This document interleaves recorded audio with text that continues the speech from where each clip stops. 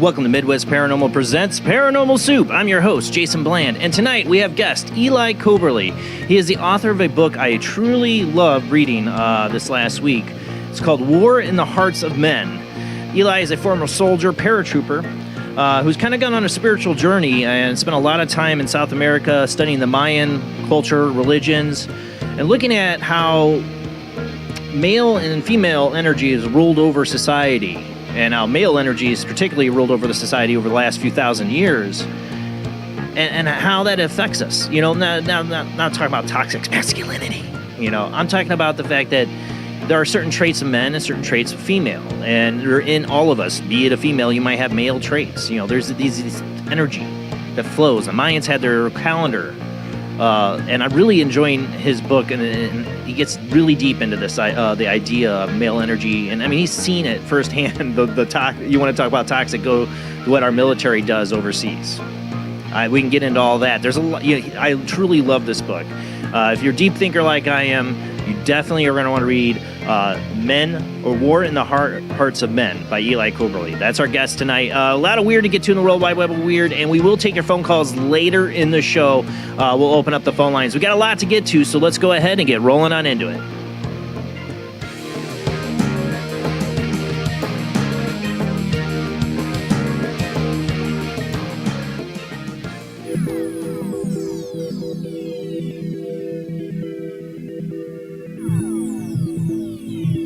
Welcome to another night of Paranormal Soup. As I said before, I'm your host, Jason Bland. Tonight's guest, Eli Coberly, author of War in the Hearts of Men, will be joining us after the first commercial break, after our World Wide Web of Weird. Joining me, as always, is my beautiful co-host, Jamie D. How you doing tonight, Jamie? Doing good, thank you. Glad to have you on tonight. Like I said, I truly highly recommend this book, Jamie. You should definitely read it. I read her the last paragraph of this book. I won't read it here because I want to give away the book, but I had to read her the last paragraph of this book. And you got to agree, he hits the nail on the head on a lot of themes. And one paragraph that I read her is the last one. I have to get this book. I have to. Yeah. I'm already recommending it while we were getting ready to go live. Yeah, I mean, it's a lot of deep thoughts, and I swear, Rob, you should check out this book. How you doing tonight, Rob from St. Augustine, Florida? Pretty good. Glad you could join us. I know you've been busy with the gigs on Sunday nights. We missed you. I'm glad you're here, especially because I run the World Wide Web of Weird horribly. So I'm glad to have you here to do it, because we do have a lot of weird to get to in the World Wide Web of Weird. So let's go ahead and roll into, one more time, the World Wide Web of Weird.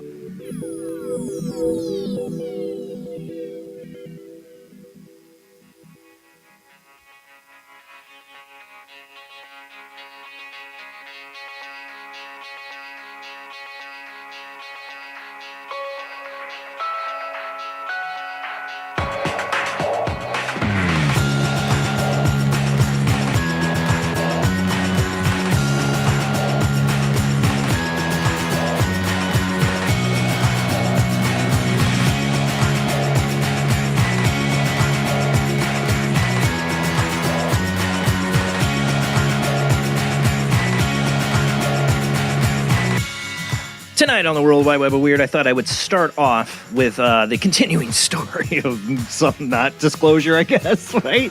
This story, I guess, is the shorter article from unexplainedmysteries.com. Pentagon has footage of UFOs being shot down, but it's classified. You don't need to know the truth. You can't handle the truth. For those listening on the Paranormal Soup radio channel on the Paranormal Radio app on Talkstream's app, whatever, all that stuff, great stuff. If you're listening, we are a webcast on Facebook, YouTube, and Twitch where we do show videos and pictures, and we do have some stuff tonight. But if you want to listen, I'll narrate as best as possible. All right, like I said, this first one in the continuing story of this bullshit disclosure. Pentagon has footage of UFOs being shot down, but it's classified. Earlier this year, there was a spate of incidents involving unidentified objects being sighted and subsequently shot down in and around the United States. The first of which was described as a Chinese spy balloon was downed on February 4th. Then over the following weeks, 3 more objects of unknown nature and origin were drowned over Alaska, Canada, and the Great Lakes. Now, according to the Pentagon, actual footage exists of these objects being shot down, but none of it can be released to the public because it is classified. Footage of the aircraft interactions with the high-altitude objects does exist, but remains classified, Department of Defense spokeswoman told Petapixel. Release of the images and footage is not possible at this time. No timeline has been provided for the future release. Could this indicate that there is more to these instances than meets the eye? Well, were all the objects spy balloons, or were there something else that the government would prefer not to disclose? You know what they don't want to disclose? That they shot down like a $12 weather balloon with a how expensive was the missile? I forgot, 400,000 or something like that. Something like that. Yeah, they don't want us see us burning $400,000 in the air to shoot down a $12 For a Hobby Lobby kite. Science project, yeah. Not a UFO, people. If they indeed did shoot down an alien craft, why did they shoot it down? And that's usually not the best way to, welcome to Earth, and now we're going to blow you out of the sky. Honestly, I don't think they can. I don't think they can shoot them down. Me either. I mean, I honestly, I think that's the first clue to all this being like, yeah, not UFOs, is that we're not going to be able to shoot them down. Okay, all the history we know of. I mean, the Battle of Los Angeles. I mean, they're not going to shoot these things down. I doubt it. I think the ones that have crashed and maybe they've been shot down weren't shot down by us. I believe there's Star Wars going on above us sometimes. Maybe there's history to prove that too. All right, we got to move on before we run out of time though. All right, next up. Now we got alien bodies. Really little ones. A bizarre video, and I got this from Coast to Coast. Bizarre video, and I don't have the video, just this is a picture. You can zoom in on it, Rob. I think I have another picture, a second picture in there where I zoom in on it, maybe. I don't remember. Bizarre video of a village in Bolivia probably shows an alien body where was allegedly found following a UFO sighting. The very weird case reportedly began earlier this month in a remote community of Harana, where residents first spotted a mysterious green light in the sky. Following the particular sighting, they claimed this diminutive humanoid, which some likened to goblins, were seen scrambling through the streets of the village. They were miniature beings, one witness recalled, like those little people who appear to children. A few days later, the odd incident became even stranger when what appeared to be the body of a small figure was found in the gutter. As one resident marveled, the closer we got, we saw that it was an alien. Fortunately for those who find the fantastic tale too hard to fathom, some people on the scene managed to actually capture photos and footage of the curious remains, which seemed to resemble a miniature version of the iconic gray alien, complete with oversized eyes. Images of the anomalous figure were subsequently sent to Bolivian ufologist Juan Carlos Aliaga, who noted that they appeared to show this being curled up but with little bones. Although he pledged to investigate the case, the UFO researcher landed that it would be something of a challenge as the peculiar remains mysteriously disappeared shortly after being discovered. What became of the suspected alien body is uncertain, with some speculating that the remains were retrieved by its ET companions, while others have theorized that a well-meaning villager may have given the otherworldly visitor a proper burial. Or he ate it. No, I'm just joking. Suggesting that officials in Bolivia are taking the case seriously. Authorities are said to be investigating the situation, are asking residents to refrain from discussing the matter. Of course, skeptical observers will argue that the dead alien is merely a well-crafted hoax on the part of someone who is likely never expected to wind up making headlines around the world. Yeah, I mean, there's like a whole news segment they have. Like, it's in Spanish, so I don't understand it, or Bolivian. Probably Bolivian. But I don't know. They got him propped up on the table and a bunch of... I'm interested about the green light. I'd like to know more about the witnesses of the green lights and people saying they saw these things running around the town. This could have spurred a hoax, but something actually happened. I don't know about that being an alien, though. But the green light, I'm interested. I would like to know more. All right, we'll move on. How about a doorbell camera UFO? We got another one of those. Another one from Coast to Coast. Intriguing piece of footage from Florida, Florida, shows a trio of lights that appear to be the points of a triangular UFO floating across the night sky. The strange incident was reportedly captured on March 17th by the doorbell camera of a resident in the community of Sunrise. The intriguing footage begins with a glowing orb entering the view, and as it moves further in the sky, is joined by a pair of other lights, which together form a triangle. When the formation crosses the halfway point of the horizon, two of the illuminated appears to vanish, though they may have simply floated behind some clouds. Based on noises made from the cars in the footage, it would appear that the curious anomaly in the sky did not make any sound. To that end, many online observers have compared the oddity seen in the video to the silent black triangle craft that had been repeatedly reported by witnesses in the past. Go ahead and play it, people. It might be hard for to see. UFO sightings daily. That's who you can go see this at, I believe, yes.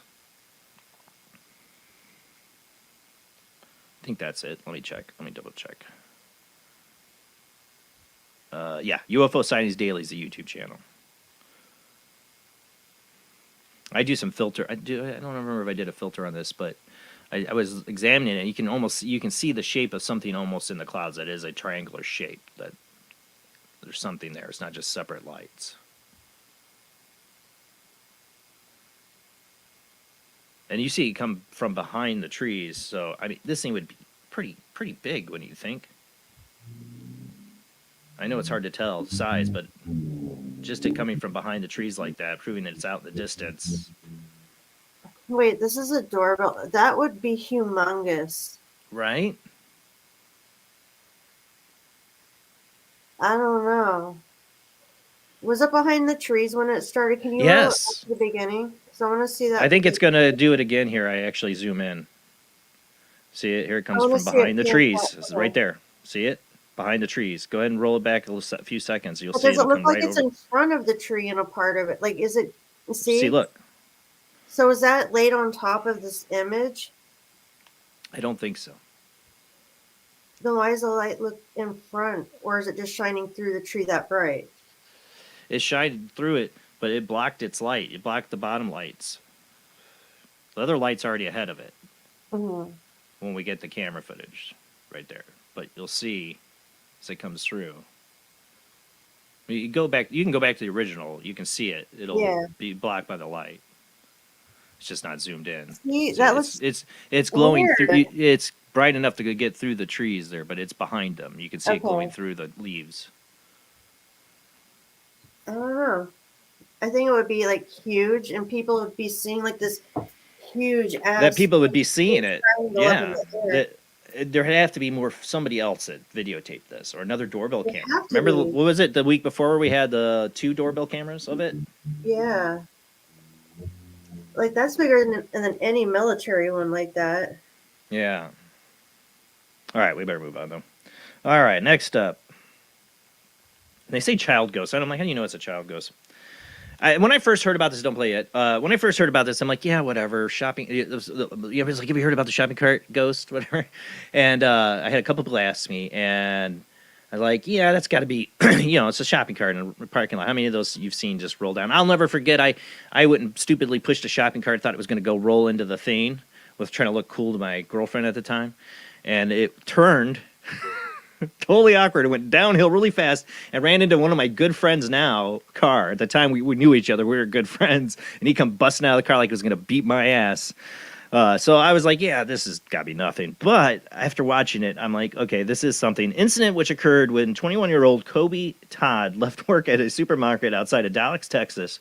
Recently saw a shopping cart which had been sitting stationary in the parking lot up until that point suddenly turn around on all of its own and careen straight into his car just as he was getting in. What made the collision particularly weird was how the cart had just started moving all of a sudden and had followed directly into his car while avoiding another car that was parked right next to him. Now, as I hear that story, I'm like, yeah, but they can do this. But watch this. Go ahead and hit play. He's going to walk by. I edited it down. He walks by it, and his friend in this video is like telling him, you had to have said something to piss off the ghost or something right there when you walk by the cart. So he walks by the cart. He's already gotten in his car. I edited it because it takes a few seconds. And now it just suddenly turns, look, and just goes right for his car. And even looks like it turns a little bit to miss the other car, just to make sure it hits his.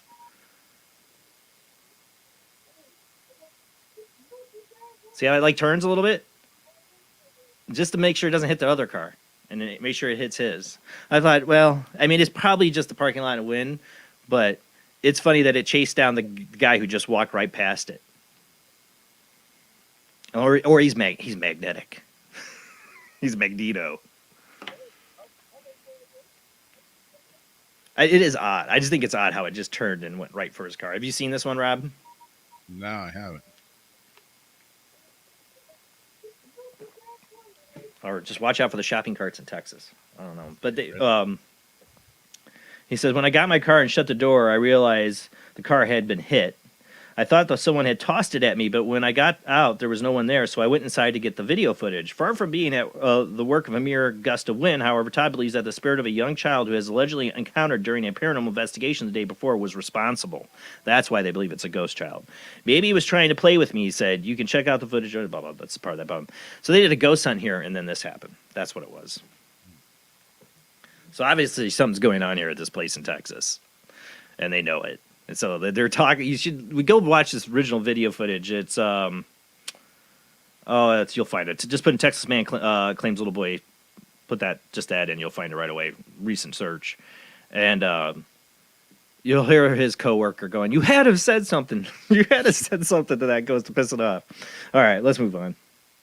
It really does like something turned it and just made sure it went right into his car though. Okay, what's up? Oh, okay, here we go. Have you seen this one, Jamie? Or no, Jamie's gone for a second. Rob, have you seen this one? Nope. Sperm donor, and this is from Fox News. But Maybe sperm donor sued for increasing accidental incest risk after allegedly fathering 500 kids. Have you seen this one, Jamie? No, I haven't. I just spilled coffee all over the desk. Just look at this guy's picture. This guy fathered 500 kids. No. Remember we talked about Genghis Khan and like all that he did and what he, genetically the war in hearts of men or male toxicity goes back to Genghis Khan. Well, now I think we're headed to idiocracy because of guys like this. We're already going there. This isn't making it any better. A prolific sperm donor from the Netherlands who allegedly fathered over 500 children worldwide now faces a lawsuit over the potential increased risk of accidental incest. If I had known that he had already fathered more than 100 children, I would have never have chosen this donor. Eva, a mother who had helped launch the lawsuit, said that in a press release, when I think about the consequences this could have for my child, I get a bad gut feeling, and I become uncertain about his future. How many more children will be added? In conversation with the donor, many mothers have indicated that he should stop, but nothing helps, she added. Going to court is the only way to protect my child. Stop donating your sperm. The Donor Kid Foundation, a Dutch organization that defends the rights of donor children, filed a lawsuit against Jonathan Jacob Meyer, 41, claiming he lied about the number of children he had fathered through the sperm donations. Meyer faces charges for acting unlawfully after misleading the clinics about the extent of his activities and endangering the psychological well-being of his children, in addition to the increased risk of incest or inbreeding. Guidelines limit a person to 25 offerings or 12 women. to prevent the potential incest issue. According to press releases from donor kind, one mother claims Meyer admitted to her that he may have fathered as many as 500 children. When Meyer met with Eva, a mother who chose him as a donor in 2018, he allegedly told her he would stop at the legal limit when he reached it. She later learned he had hit that limit long before he had met her. Meyer may, in fact, father as many as 102 children in the Netherlands, which prompted officials to backlist him from any further donations in 2017. Now living in Kenya, and he has continued to donate in other countries, including Denmark and Ukraine. Seriously. It's been busy. That's our future, guys. This guy has spread his seed. More of him in our genetic profile as humanity. Zoom in on that guy. But look at that nice, what is that, kind of Hawaiian shirt? Keep buying it. You know? What has he got? What is he? Oh, yeah. All gonna have little mullets. Okay. Yeah. Well, When I say we're doomed, we're doomed. Okay, let's move on. Number 6. Now, you guys covered this this Wednesday, but I wanted to get into a little bit. Futurist predicts that we will achieve immortality within just 8 years. Just so I can go, do you want to live forever? You know, Queen, anybody? No. When it comes to predicting the future, Kurzweil wheel, or they say his name, has written numerous books on the subject. Is somewhat worth listening to. Back in 1990, he predicted that a computer would be able to beat a human at chess within 10 years, which actually happened. He also predicted that smartphones would become an integral part of all of our lives, which also came true, obviously, as I read this on a smartphone. Now he's predicting that we will develop a way to make ourselves immortal within 8 years. Speaking during a recent podcast, he stated that we will find a way to increase life expectancy by more than a year every year, and that this will happen within a decade. He also just suggests that we'll be able to use nanotechnology to keep ourselves healthy, and we'll eventually be able to upload our own memories into a computer. What do we keep talking about on this show? It's like they're listening. And that's not all either, as he also believes AI will reach human levels of intelligence by 2029. In 2029, consistent date I have predicted for when AI will pass a valid Turing test and therefore achieve human levels of intelligence, he told Futurism. I have the set date for 2045 for the singularity, which is when we'll multiply our effective intelligence a billion-fold by merging with the intelligence we have created. Whether such an advance would be a good or a bad thing, however, remains a matter of debate. Oh, yeah. I think a lot of sci-fi has covered this. And they've told you, don't do it. Don't do it. You know, the more I want to say about the immortality thing, I think I said this on your show. It's, yeah, maybe, and he's right in 8 years, but not for everyone. Elon and some other guy, I can't remember who, are actually trying to ban it or at least stop it for right now. The AI thing, but I'm talking about we're going to get into that tonight. Yeah. No, the people that are going to get the immortality part are going to be the people who made the penis rockets, like Bezos and stuff. You know what I'm saying? They're going to be the rich guys, become like gods, become immortal. And have we done this all before? You know, that's one of the things I love about this book and The War in the Hearts of Men is about the idea that, you know, the cyclical thing and that the people that, you know, like Lord Pakal, the Mayans, was a god, might have been a just very powerful person. Might have been a person that achieved mortality. Maybe technology existed way far back then. Who knows? But I feel like we're making all the same mistakes. Battlestar Galactica, people, watch it. All the seasons, beautiful, comes to an end. And it would explain everything we're talking about right now, if you know what I mean. Especially when it comes to AI, too. All right, last part. And then this is the part that Jamie was just talking about. Tech leaders call for 6-month pause in development of advanced AI, Elon Musk being one of them. For years, many proponents of the figures in tech industry, including Elon Musk and the late Professor Stephen Hawking, have warned us about the dangers posed by artificial intelligence once it matches or exceeds intellectual capabilities of its creators. Recently, we've seen a considerable leap into the sophistication and abilities of AI systems with such things as ChatGPT, offering a glimpse of a future in which many humans' roles will become totally redundant. Now, an international group of AI founders, industry leaders, and specialists have written an open letter demanding the development of such advanced systems be halted for a period of 6 months so that more work can be done to access the risks such platforms pose to humankind. The signatures of the letter include Elon Musk and Apple co-founder Steve Wozniak, as well as some people who worked on AI systems such as ChatGPT and DeepMind. We call on all AI labs to immediately pause for at least 6 months for the training of AI systems were more powerful than GPT-4, the letter states. The pause should be public and verifiable and include all key actors. If such pause cannot be enacted quickly, government should step in and institute a moratorium.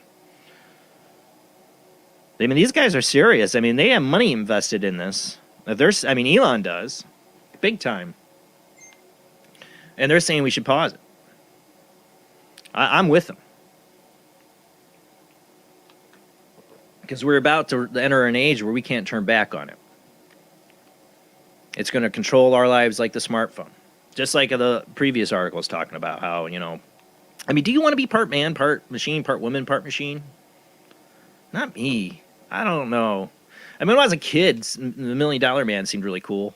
But, $1 million wouldn't get you crap now. Like I said, the immortal... it's man's. This book, I'm telling you, man, this book is really in its own way into a lot of these kind of concepts. Man's fear of controlling nature, controlling death, controlling the world and environment instead of living harmoniously with it. Our built-in principle to control and protect when it's overbearing, it's toxic. But it is. They can be. I think we need to slow the brakes. We need to put the brakes down on the AI. And immortality, well, fine, they're going to go for it. We can't stop them. I honestly don't think that is in the case that this guy's right about all of us achieving immortality. Because there's a whole medical system out there built. Maybe they do. They want to keep us immortal but sick the whole time. But right now, there's a whole system out there that depends on us being sick and dying all the time. And with us eating horrible foods and doing horrible things, giving ourselves cancer, we're doing it. Just so a medical industry can make billions of dollars off of us.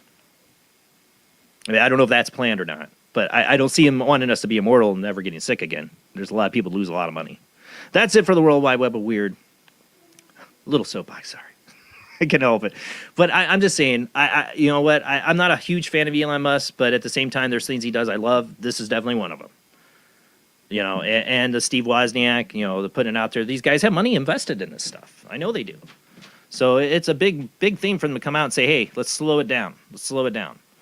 So good news for Elon. I will give him praise, when he does things right. When he does things wrong, whatever, I'll call it out. Like, I don't like his ties with China as much, but I totally praise Elon for coming out and saying, let's slow down the AI development.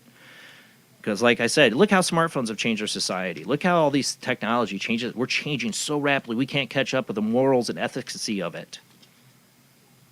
And we need to slow down as a society. We are tearing ourselves apart. And again, this book, War in the Hearts of Men, I can't highly recommend it enough. Especially all this stuff we're talking about tonight. I didn't plan it with the World Wide Web of Weird, but it really does coincide. Our guest tonight is Eli Coberly. He is the author of War in the Hearts of Men. He will be on after this short commercial break. And then later in the show, we will open up the phone lines. Join this conversation. Can you join in intellectually? Can you speak compassionately and learn and listen? That's what we need more of in this world. That's why I love this book. I had my staycation this week, and this was my staycation book. So totally loving it. You can definitely get it on Amazon, get a Kindle version, or get the paperback like this. But whatever you do, definitely want to read it. With our guest tonight, Eli Coberly, War in the Hearts of Men. We will be right back.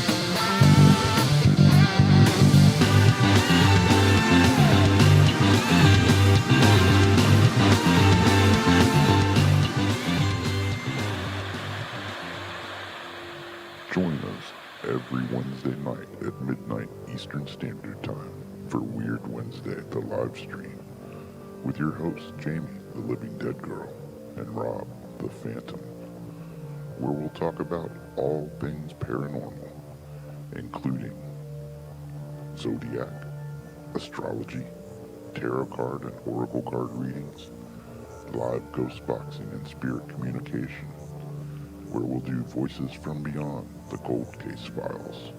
So we hope you join us live on Facebook and YouTube every Wednesday night at midnight Eastern Standard Time. We hope to see you there. Bye-bye.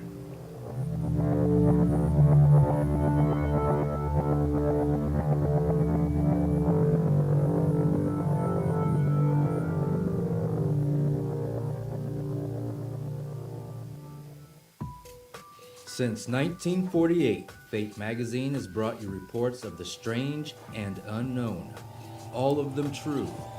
Fate Radio is carrying on that tradition, bringing you the unusual, macabre, strange, and bizarre. Join host Kat Hobson Sunday nights from 8 to 10 p.m. Eastern on WBHM Digital Broadcasting.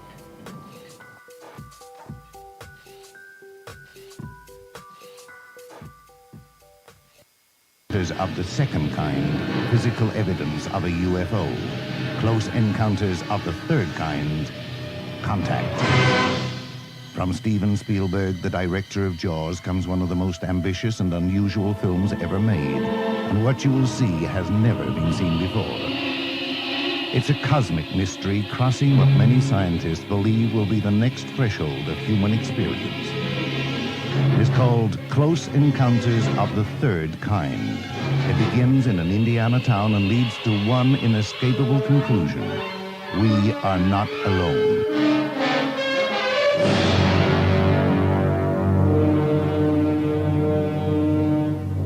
Close Encounters of the Third Kind. Certificate A. Now showing at the Odeon, Leicester Square. The international chart-topping, haunted horror of Haverfordwest has been described as terrifyingly real, a must-read, shocking and chilling brilliance, genuinely worrying, utterly frightening. Don't read before bed. Described as one of the spookiest writers out there, best-selling author G.L. Davies presents Haunted Horror of Haverfordwest. The true paranormal account that is shocking the world. Dare you enter? Dare you read? Haunted Horror of Haverfordwest is available on Amazon, Barnes & Noble, Kindle, and wherever books are sold. Pray you never have to live there. This is the sound of a space clock aboard a U.S. satellite 180 miles above the Earth. No one winds up this timepiece. It's powered by a tiny battery, a battery that delivers power for years without replacement. Now the same type of battery, the Duracell battery, can bring new reliability and long life to your battery-operated equipment. Radios, cameras, toys, all run far longer. Duracell batteries, the long-distance power cells, outlast any ordinary battery. The same type of battery that keeps space clocks running for years can bring long life to anything powered by batteries. Dura, as in durable. Cell, as in power cell. The Duracell battery, made by Mallory. Are you intrigued by Paranormal Talk Radio? You'll love the new Paranormal Radio app from Talkstream Live. You'll find a great selection of talk shows covering UFOs, ghosts, strange phenomena, and much more. Download the Paranormal Radio app now and start listening to the very best in paranormal talk entertainment, including the network you're listening to right now, the Paranormal Radio app, free in Google Play and the iOS App Store. Switch to DCS ranging. 240, nominal to profile. We're in the pipe. 5 by 5.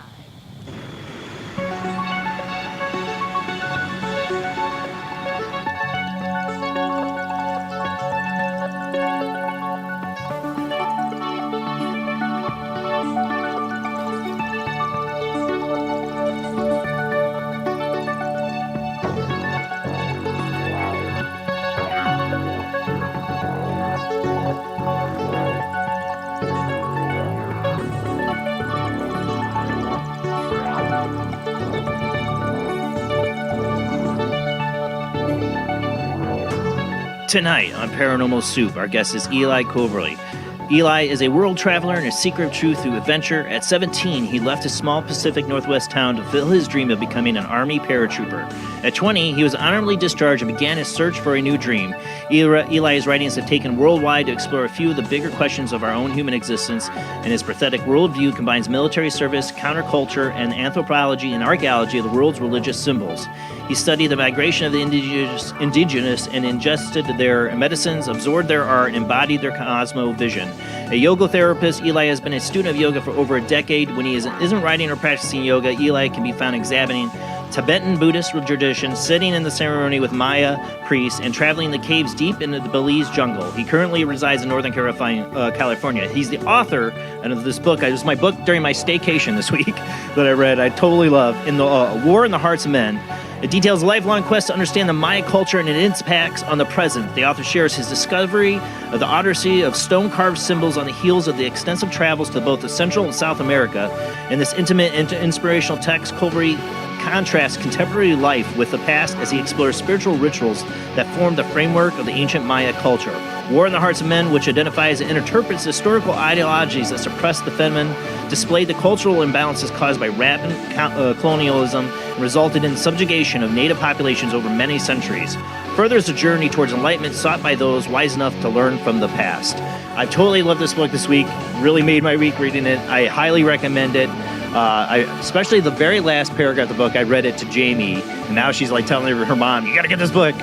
I truly honored to have Eli on for the first time on the show. We will open up the phone lines later after the next commercial break. You can join this conversation tonight, but we got a lot to get to, so let's go ahead and get to our guest.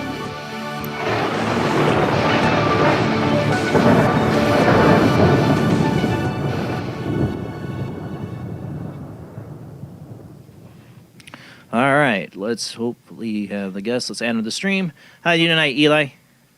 Good, Jason. Thanks for having me. I love it's the good graphics. To have you. Oh, thank you. Yeah. I totally, truly was my staycation book this week. Your book here. Totally loved it. Totally loved the book. I highly recommend it to the audience. You get into a lot of deep things here. I was trying to write a list of things for us to kind of get into. I don't want to give away the book, but I do want to get some people to get to know you and your personal experiences and get into some deep conversations, all that good stuff. Where we should start is what got you on this journey from being a paratrooper for one, to leaving the military life to going to the spiritual route in South America. Well, I think the counterculture, like I said, was a big catalyst too, besides wanting to know more about why we had so much colonialism in our culture and why we were extracting minerals and looking for oil and sort of running these businesses overseas. And then I decided, well, I don't want to have anything to do with that. And then I thought, well, maybe I should investigate it more and see why we are the way we are. For me, a number of books influenced me. I was trying to be recruited in high school very heavily by Army, Navy. And I thought about, especially Navy, I wanted to be a pilot. I really thought that'd be awesome. I have 20/20 vision. I'm 5'10". I'm perfect, right? Yeah. Play video games, right? But I really somebody really got into my head when I was 18 at this coffee shop that for one, he smuggled drugs for the CIA and weapons. So he's like, you don't want to join the military, and started laying out the history of everything to me. And this guy was a crazy conspiracy theorist, right? Well, I started looking into this stuff. And I started getting deeper, and I'm like, I don't want to fight wars for these people. We're not there for anything noble.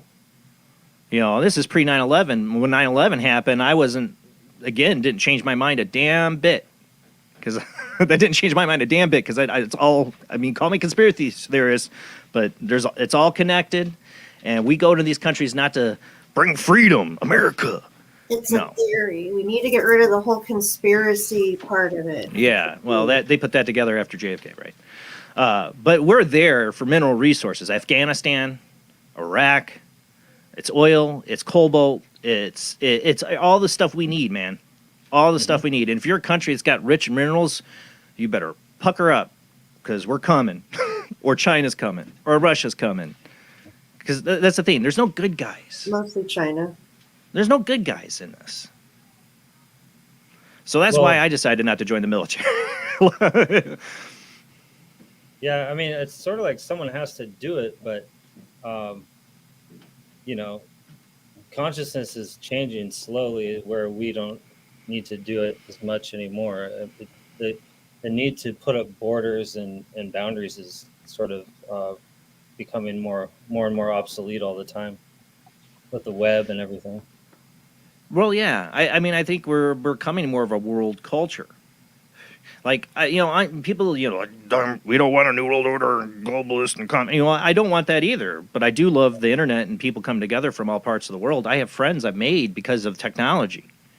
That live in France, that live in Belgium, that live in Australia. Like, it's great. It's awesome. Get to connect with people that have different points of view. And doing this show, I mean, I've had everybody from lots of parts of the world I get to meet. I get to talk to you. These things are great. I love us coming more as global consciousness. Like we can learn from each other. But what I don't like is one big power trying to, like you said, colonialism, America, trying to control the world. Yeah, sometimes, like what I talk about in my book is also the necessity for that, is like this darkness, this sort of, unknown thing, and we're sort of living from our father's lens. We're looking at the world how we were raised, and so also I feel the same way as you, but I also feel for the people who it's like saying, oh well, Jesus, you'll never find religion, or you have to be in this church and find Jesus, but if you never knew about Jesus, how are you going to be saved, sort of thing. So if you never that was always my problem with it. Yeah, and if you never knew that there was other things besides this sort of Southern lifestyle of So I take it you grew up in that. Well, yeah, I was raised in the church. Yeah, in a small town in Northwest Washington. So it was real interesting. 200 people still to this day live in the town. Really? I was lucky to grow up in a household with a mom who eventually became a Buddhist and a dad who, he's not an atheist, but he's very science. But he does believe there is an afterlife, believes science can prove it. He's very scientific minded. I grew up in a very open household. I was very lucky, So, I've always seen the world from a different lens than I think a lot of people I know, because of that and other reasons. Just stuff that I've seen paranormal wise or whatever you want to call it. I've just seen the world in a weird way, I feel like, compared to everybody else that I talk to, usually. Not every. I have a lot of guests might have seen it like I have. You've seen the world. I mean, you grew up in sounds like a Christian kind of conservative environment, right? Like the typical. And you decide to be a paratrooper. Now, over there, you like you said, you saw why the real nuts, the real brass tacks. Why we're like, where did you serve in any part of the world? Where you say you got to see some? I mean, I've heard it from a lot of friends I've served. What is this BS? Basically, this is why I'm here. Thank you. Okay. Did you have that experience? Yeah, well, it's like in '96, the Khobar Towers blew up, and that was like Saudi Arabia. In Saudi Arabia, yeah, and that was a big place where people were doing paperwork for our business, and there's other foreign stuff going on. So it was a huge target for terrorism, and I ended up leaving a month early for my enlistment, and then less than a year later, I was over there. So I thought it wasn't a coincidence at all. Once I really how old were you? The timeline. I was 17. So you're 17. You're in Saudi Arabia. I mean, no. Well, I joined when I was 17, but you're 17. Okay. I was in Saudi Arabia. I was 18. We're 18. You're still not much of a world of difference versus 17 and 18. Trust me, I know that, and I'm sure you did at the time. Wow. So so you're there to protect. I mean, I talk about it on this show all the time. What I call it, but we talk about the petrodollar. And America's interest with Saudi Arabia is we signed a deal with the devil in a sense. For our economy. Not saying Saudi Arabia is the devil. I'm not saying that, but for our economy and our interest and why we were involved, like in Yemen, and why we have to pay our interest due to this, and we're losing it. We're losing this battle. You can see it happening right now. The petrodollar is losing its currency big time, especially with China and Russia now linking up. Just yesterday, actually, they stopped a lot of oil. Like they reduced their capacity in Saudi. But that was Ramco, where I was guarding those oil fields in Saudi Arabia. Ramco, last year, the largest grossing company of oil. And also McDonnell Douglas, they're building F-14s. Yeah.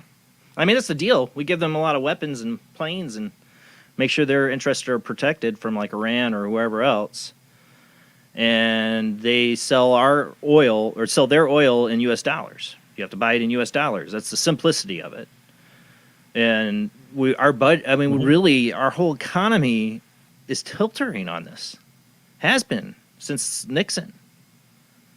And I as a father, I worry about the future and the economy in this world. I worry about the karma of this country. Because people really need to know the history of what's really gone on, what we've done in third world countries, how we've manipulated governments. I mean, we're not the only guilty government of doing this. I mean, China's doing it in their way. Russia's done it in their way. Big, powerful. In the hearts of men of war, is to control nature. And I love this that you get into this in your book. It's you talk about I want to get into some of the Mayan culture stuff tonight. But one of the things I find interesting. You get in like the tree of life and all that, but how these priests probably in the time of the Mayans and all that were trying to have they had this religion and culture over agriculture. We just had our guests last week say agriculture probably was the doom of humanity. Pat Spain, and I was like, yeah, probably. But how that's what it is controlling our environment through agriculture, and when things don't go right, well, the priests are supposed to be the ones talking to the gods and controlling things, right? Well, they got to do things, sacrifices or whatever it is to control things. That's when things start to get dark. That's the darkness of man, is when we can't control, things get ugly. And that's what I think we're seeing right now. Yeah, I mean, they go deeper into the darkness looking for answers, right? These Maya people, and they do sacrifices, and so I sort of contrast that, how the priests were doing the sacrifices looking for better weather, and now we're doing the same, like sacrificing our people, or we have been doing it the whole time, really, just for a better outcome, hoping for a better outcome, but the song remains the same. It really does. I love that point in the book that you're really doing the same thing the Mayans were doing. We are no better. I always been fascinated by the Mayan culture. I got really lucky to actually see the Mitchell Hedges crystal skull. Oh yeah, And recently I just found out my son goes to a dojo, a karate dojo, where the guy who owns it, his son runs it. He's a local. So I've been trying to get him to come on the show. I gave his son information. I don't know if he gave it to him. I would love to get him on the show, the guy who owns the actual Mitchell Hedges crystal skull. But I've always been fascinated by the Mayan culture. I never believed, me and my wife would joke about 2012, coming, when it was coming, another world. I never believed it was. No. I did believe what it is that the Mayans, from what I read and started to understand, was the calendar is cyclical. They might have a beginning of the universe date and an ending of it, but really it's the end of that cycle. Am I correct? Yeah. So everyone thought it was doomsday, like some sort of Jesus prophecy or something. But what they meant was it was the end of the world in a certain way and an ushering of a new way. And that was recorded in time with the solstices and the equinoxes more specifically. So the grander sort of spectrums of time instead of these small 100-year periods. And has it not felt, to me it has, I'm sure it has to you, after 2012, things have rapidly changed quite a bit. Yeah, because the internet has just sped everything up, and consciousness and understanding of environment and environmental issues, also of sort of culture and how we interact with other people and other races and things like that. I mean, was it the Hopi had the web? Was it the Hopi that said the web at the end of the world? Whatever, they saw like a web, and everybody's like, it's the internet, because I mean we're connected now. Yeah, absolutely. It's been a rapid change as the prophecies said, and on all fronts. People just thought it was the end of the world, and you get the archaeologists who are saying, "Oh, well, these guys are all nuts because they thought it was the end of the world," but it's not it's not really the case. There's That's more sad because there were a lot of there were people putting out books about 2012 was trying to say it's not the end of the world. Like this is a consciousness change or a shift in consciousness that's going to happen. It's cyclical, but they're drowned out by you said end of the world. I mean, they even made a horrible movie. Didn't receive anything. It sort of got passed over. People forgot about it. Just remember. It's almost like it was intentional. Oh yeah, absolutely. But I feel the shift. I mean, we feel it more and more as we're getting into how the crazy things have gotten. I mean, we're threatened with World War III right now, and economies collapsing. I mean, people are stressed out and divided and all this stuff. I mean, we get into, the debates of slavery in America and the horrors of that and our past. I think we should learn from it. I do. But at the same time, people seem to lose sight of the fact that this is that's just one moment in time in history, one culture, and one atrocity. There's plenty more. Wait, there's more, because there's a ton more. Like civilizations have conquered civilizations. They've destroyed their history. They've enslaved and raped their people. Man has screwed over man. Race has screwed it over race for I don't know how long. I mean, since civilization began. Yeah, recorded history that we know, but further back, there's much more to it. Well, and it is we're talking like recorded history. So what was the beginning date of the Mayan calendar? It was like 3,000 something BC. Yeah, 114 or something. 3,114 BC. And it was like so. Yeah. So I mean, if you look at like the beginning of what we can see like in Mesopotamia and Sumerian cultures there, 11,000, maybe 15,000. It's really hard to tell. Beginnings of civilization, of calendar keeping and records, and then you have that in the Mayans later, but I've always felt that and I think you alluded to a lot of this idea of the maritime migrations. Yeah. I'm an ancient aliens person too, though. I also do believe there's a lot of evidence of ancient aliens, but you point out some good stuff about why ancient aliens, and as much as I love Eric von Daniken, the things that one of the things that he does get majorly wrong is the Pakal sarcophagus, which I'd love to get into that tonight because I agree. I love Eric von Daniken. I actually read when I was really young.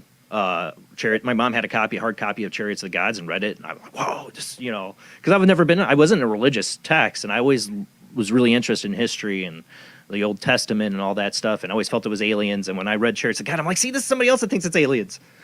Yeah, there's a lot of amazing information compacted in that little book. Yeah, awesome. I mean, I think he was just somebody asking questions. He wasn't an archaeologist or an anthropologist, so and he admitted stuff he's gotten wrong. So at least he was getting people thinking about it. Maybe he got some stuff wrong, but anyways, the point I was trying to get to is that these cultures like this existed, and we're mirroring the same thing over and over. I believe that there are ancient cultures before Sumerian that had technology. When you get into Atlantis, you get into Lemuria, you get into the fact that there's places in the desert, or I'm trying to think of it right now, where the desert is turned to glass. Mm-hmm. Saying that it showed radioactive areas, like there was nuclear war. Like I feel like we've been through this several times. We've destroyed ourselves, and we keep repeating the same mistakes. I'm a big fan of Battlestar Galactica, the revamp. And that whole theme of that show is that, especially with artificial intelligence. There's so much to digest here. I'm sorry.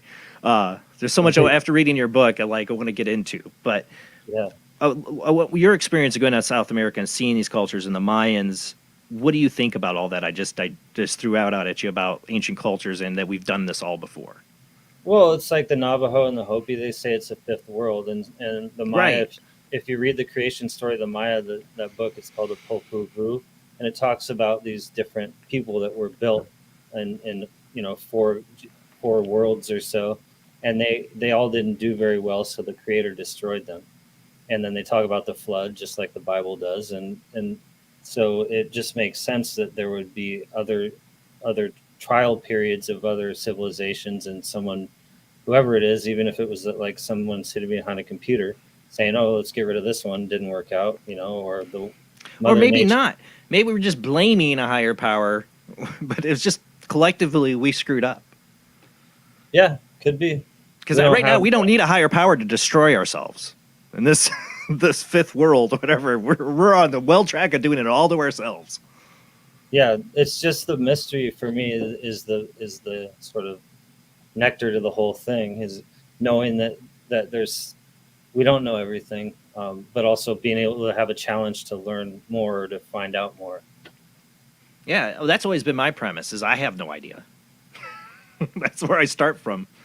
I have no idea. Who am I to say what any of it is? I don't know. I'm inquiring mind here, and I'm asking questions.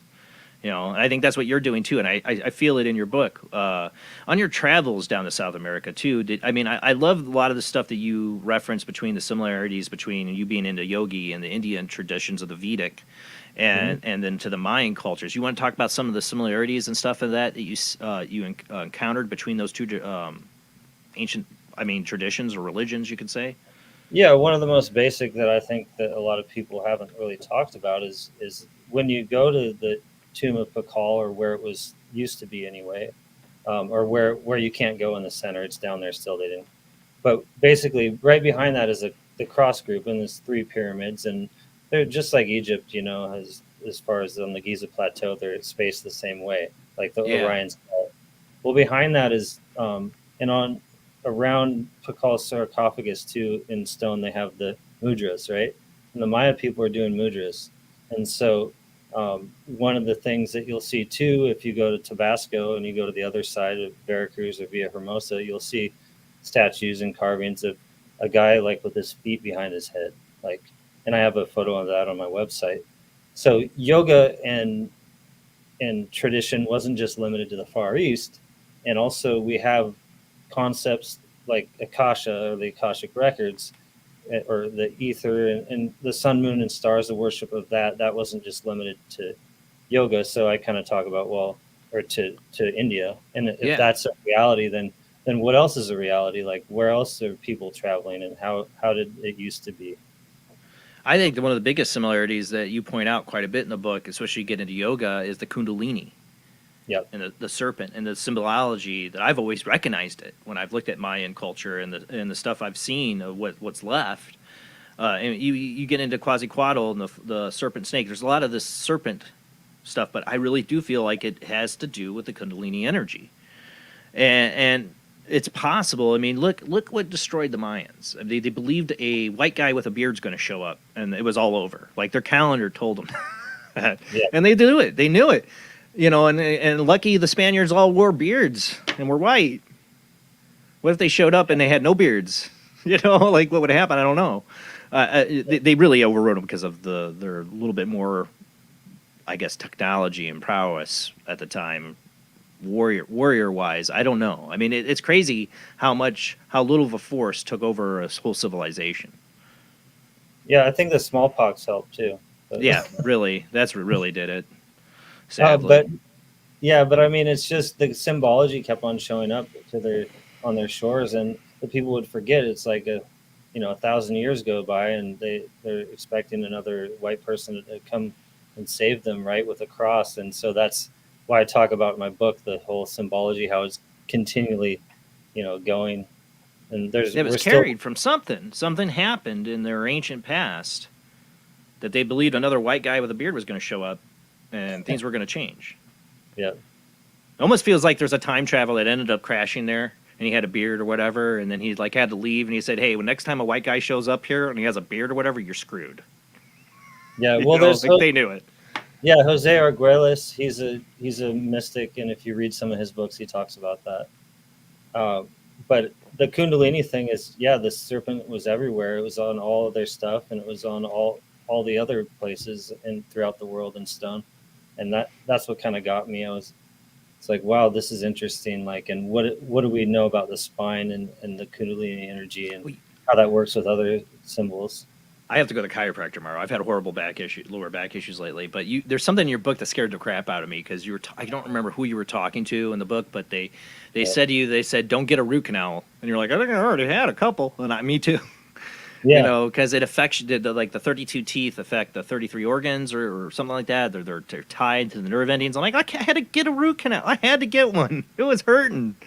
You know, like that's scary. Yeah. Yeah. So, I mean, that's your only option, right? But I mean, it's like the whole thing. Like, oh, if you get, I think they even if I was toothless, so they'd still take out the root, wouldn't they? Yeah. So I think you're doomed anyway. Yeah, but that's what I was that scared me when I read that, because like, oh my god, what root canal did I get? Like, which teeth did I get root canals on? What organs is that tied to? Yeah, the pineal gland though, that's the one they say if you're drinking fluoride or you brush with fluoride, then it calcifies it or whatever. I always thought, well, and then of course I live in a city that puts it in the damn water. Yeah, they put it in the damn water. I'm like, why? Like, you're always talking about you don't have enough budget to do stuff. You know how you can save money? Just take that fluoride, shove it up your ass, stop buying it, and stop putting it in my water that I can't drink. Yeah. Or I have to buy a very expensive filter to get rid of it. You know, like, please stop. Keep the water clean. Please do. Like, there's probably a lot of pipes you could fix for all the money you'd save with stupid fluoride you're buying. Just aluminum waste. They do it on purpose, though. They don't care about spending the money on it because there's a reason they put it in everybody's water, I think. Not everywhere. I mean, if you're living out of the city, you're not getting it. If you're getting well water, you're not getting it, hopefully. I mean, you might be getting, if you're in Minnesota, you might be getting some extra radiation. I don't know. Most people, yeah. Yeah. But that's the thing. You know, people have been yelling about the fluoride in the water for years, and nothing's frickin' changed. Because they don't want it to change. No, they just want people to be stupid and pacified. That's my opinion. Yeah, just and cut us off from anything spiritual. Yeah. There's a lot of reasons. But you do accept, I mean, I see it in the book. I see when we're talking that you do accept that there I mean, you know, people are like, are you talking about male toxicity? I hate that term. Because there can be feminine toxicity if you want to get into it. I mean, it's about balance. So we need both. We need the feminine and the male. And ancient cultures that thrived understood this. You know, this yin yang, the feminine and the male. That there are two powers, and they're within both. You can be male and harness your female energy. For me, I've never fed in with like the bravado male, typical, atypical male, I guess. I'm not a football guy. I mean, I played sports. I am competitive, you know, like I can be competitive. I have that male part of me. I'm not a weakling. I show strength, you know what I'm saying? But at the same time, I've never been that macho into it at all. It turns, I don't want to even hear it. Like, I'm not in it. I don't like watch MMA. I don't like I like my kids into martial arts. I like to know how to defend myself. But do I like to watch people beat the crap out of each other? No, I don't. That's how I've always been. I remember kids getting fights in the cafeteria. Everybody stand up like, woo, whoa, you know, and I'd be the one sitting there going, Jesus Christ. Like, I don't like violence. I do like action movies, and I like play video games, but when it's actual people getting hurt, no, I don't like that. I've always been that way. Yeah, with martial arts, they just harness the flow of water and support. Tai Chi was the first thing I learned. Yeah, I never got into martial arts, but I always wish I did because I like the concepts and how it works. I want to get back into it now that my 7-year-old's going to kick my butt. He just broke his first board and got his yellow belt the other day. And I'm like, man, I wanted to do this so bad when I was his age, and I couldn't because we couldn't afford it. But I can afford it now. Well, kind of, like paying for him and trying to get my other son to do it. But I want to do it. I just got to get over my lower back and health issues. I'm 43 and I need to do something active. I need to get myself back to where I can actually do it. But I want to do something like I like even if I got back into Tai Chi, that gets me physical and a spiritual sense too. Yoga is something I've been interested in, and you've been a practicing yoga practitioner. How did you get into yoga? What drew you to it?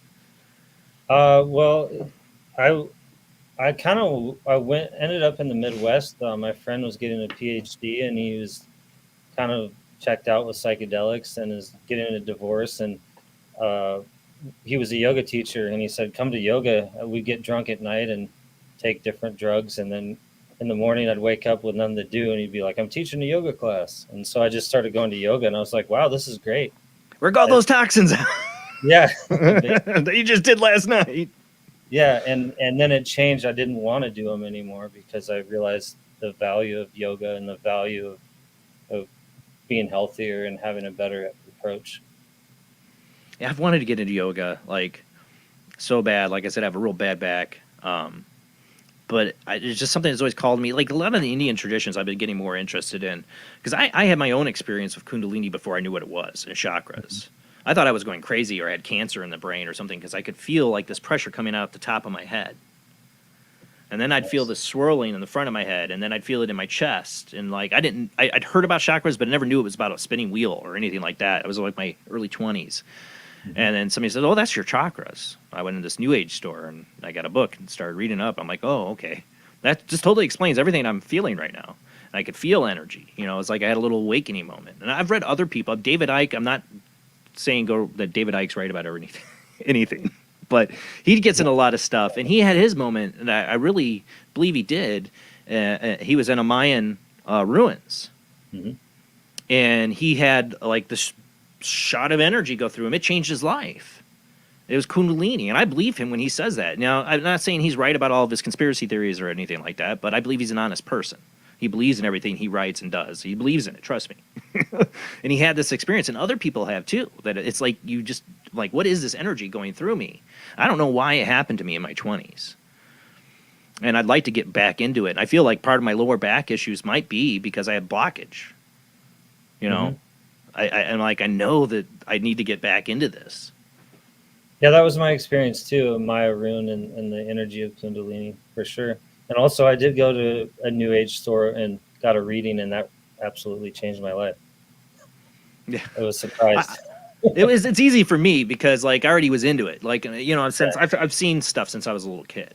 Like I saw a green floating head. I talked to my sister who my mom miscarried. Like I had weird experiences all my life. So I've always been open to understanding that the world is not what people tell you it is. That reality is a lot more complicated. There's a lot more layers to it, and there's a lot more stuff to our history people don't tell. Ruled by Secrecy, Jim Marrs. That book changed my life. I'm saying there's so much going on, like behind the curtain. Like everybody's down on their phones like this, nowadays. I feel like we're all a bunch of zombies. I am always torn. I don't know about you, and I feel like you are too from reading your book. Like I feel moments of hope, especially with this is my church. This doing this show on Sundays. Okay, this is my religious service. These people give me hope here in the chat room, not because they're watching my show, but because they are here because they have open minds and they're interested in these subjects. It gives me hope. But every other day is like total hopelessness in humanity and everything going on. It's like, I feel like we are just dooming ourselves so bad in so many ways. And I see a little bit of people waking up to it. I do see that's a good thing about the internet is there's communication going on and people are talking about these issues, and there's great people out there have channels that are really getting the information out there and trying to convince people. But in general, the mass public, they don't know. They don't know that their cancer rates in this country are probably so high because of everything stupid that we put in our diet. And I'm just as guilty as eating it. That we are totally, our government is ruled by corporations. All these things going on. It's like, where's the balance? Because I'm a big, like I said, I don't believe in any one particular religion, but I'm a big fan of Star Wars, and I just refer to it as the Force. I believe there's a force, and there's a balance between the dark side and the light. And right now, we're on a titter-totter right now, I feel like. Yeah. Things we're wobbling one way or this way. We're going to either go that way or we're going to go that way. I don't know which way we're going to go.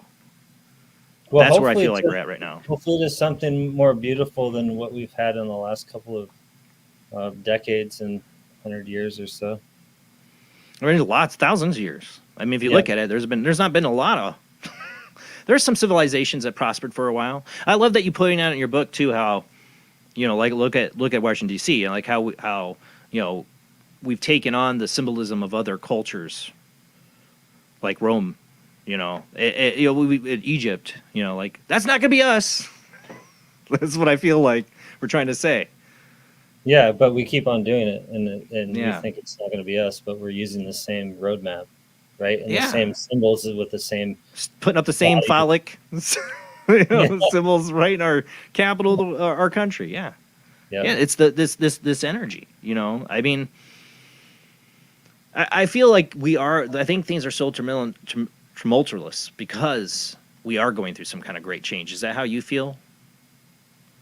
I mean, I don't think anybody watching right now wouldn't admit that everything's very tumultuous. Everything's very crazy right now. Well, it's all being recorded. That's what I say is like. What, because of the Akashic records? No, I mean on cell phones, right? Or on cell phones. Oh, yeah. I'm getting all deep here. The negativity and the things like that is like, it's sort of like, well, if a cop beats up a black man on the street, it's pretty. It's headline news.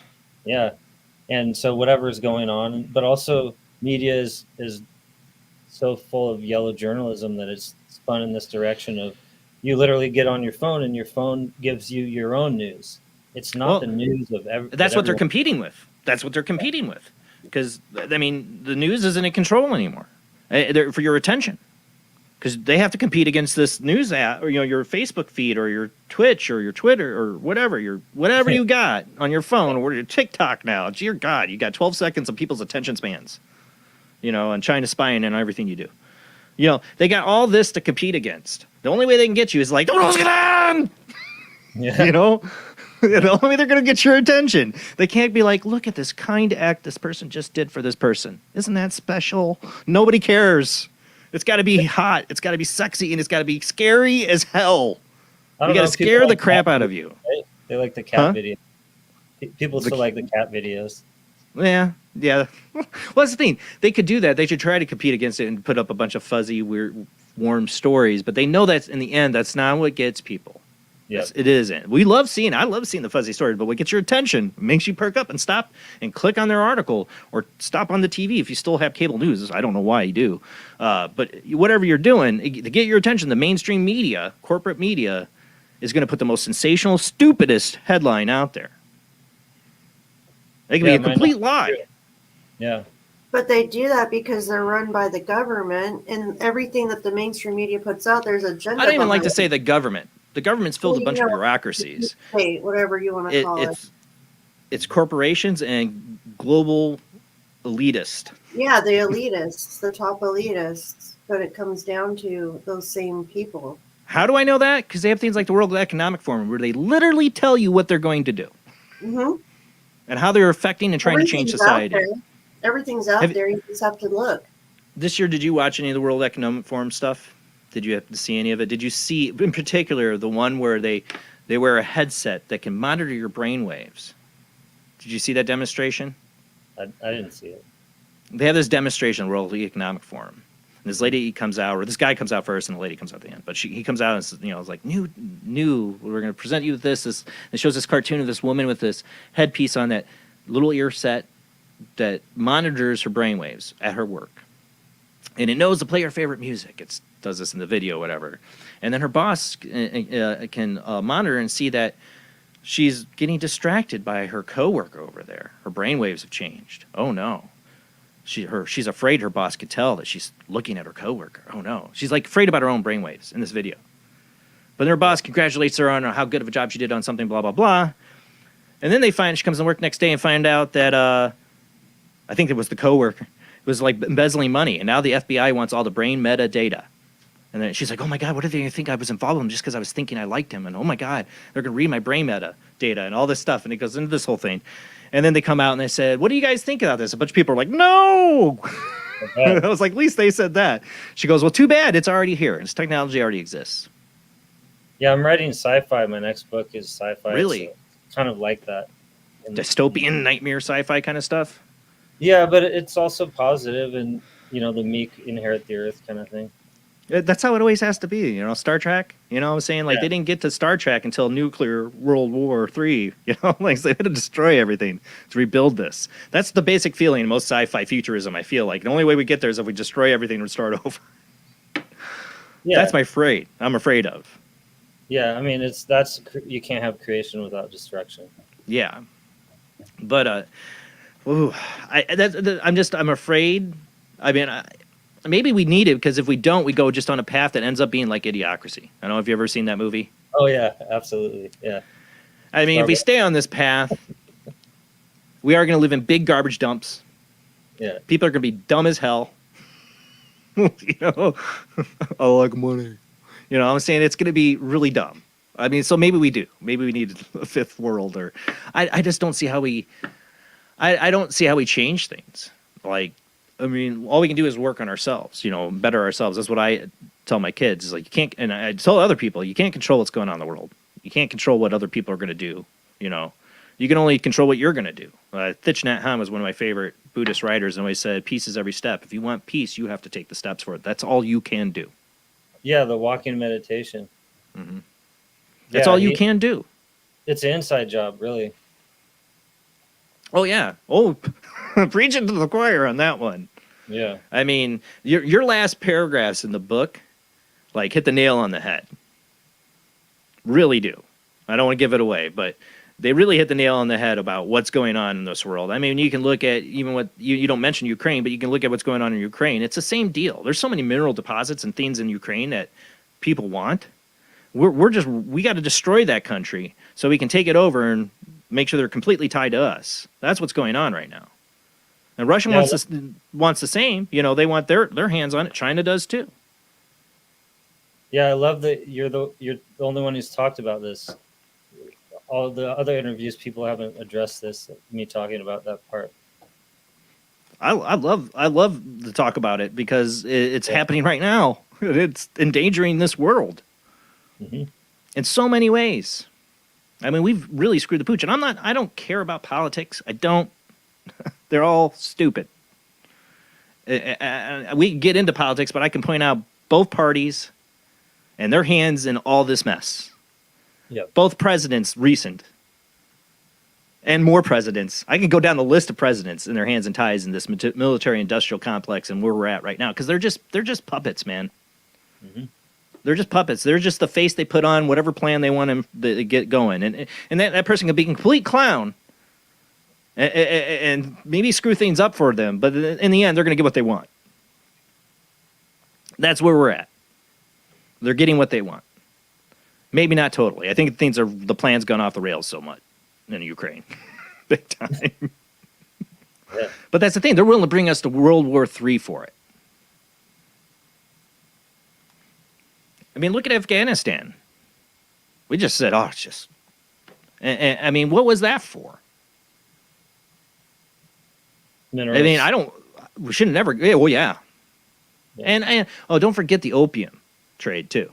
Oh, that one, Taliban had shut that down. They had shut down the opium trade, but America comes in and we make sure that opium's flowing. Bushes. I'm just saying, I called 9/11 before it happened. You can ask my wife, my mom, my dad, close friends at the time.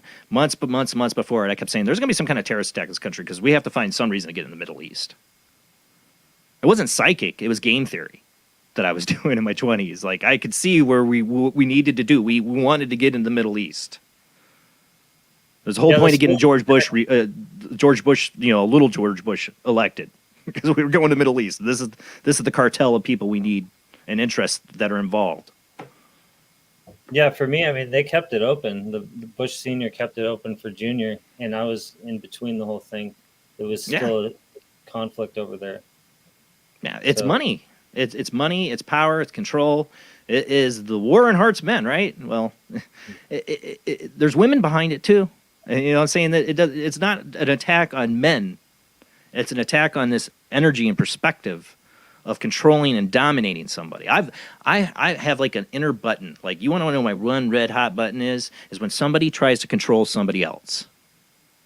I'm a libertarian at heart. Like, I hate that. I was going to be a police officer in my local town. I did it for a few months. I was a rookie. And I decided I do not have the same mentality as these other guys. I can't do this job. Because I don't like having control over other people. And I don't like other people to have control over other people. Yeah, I mean, the best thing a cop can do is help a cat out of a tree or, help people get down the street without breaking down, those kind of things. Well, they can save lives. Yeah. They just did in a school shooting.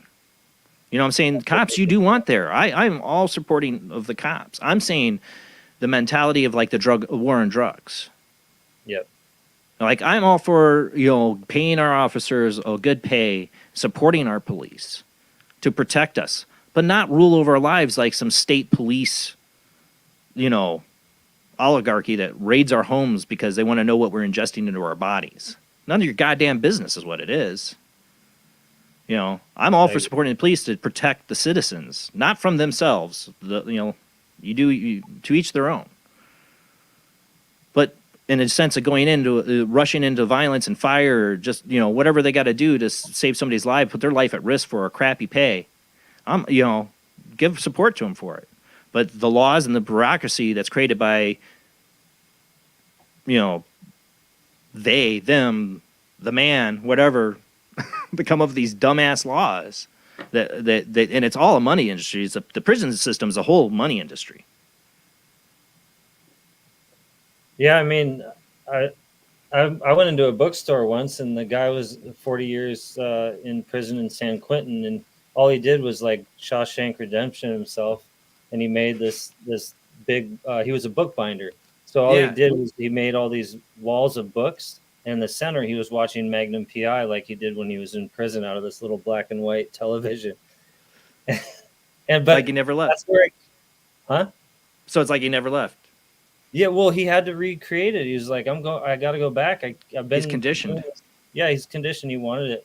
That's so sad. That's the saddest part of Shawshank Redemption, man. I don't spoilers, people. If you have not seen Shawshank, I don't know what to tell you, but that is the saddest part of Shawshank, man, dude. Like a guy spends all of his life in prison, gets out, and it's like, oh, well, I want to go back. Yeah, because you're so used to your freedoms being taken away, you want it the same. And here we are now. I see people doing that all the time. I mean, we gave up a lot of freedoms during COVID. And we did it before then with the Patriot Act because of terrorism. I love how they call it Patriot Act. There's nothing patriotic about it at all. No, I thought. And they're about ready to do it again. They're about ready to do it again with the internet. While we're all distracted they're about ready to basically, I forgot the name of what the bill they're trying to put through. Basically, this is worse than their whole their misinformation department they were going to do. This is going to be like literally they can break down and take websites down that are putting out false information or a threat to national security, whatever. They could just come in and take you down. Oh, like 1984 stuff. Yeah. Yeah. They are ready to take. I mean, that's been the one I think thing that through whatever, if there was some globalist plan for a new world order, it's gone off the rails somewhat. And I think the internet was the one thing they didn't totally fully understand how it was going to affect things, especially when it comes to communication.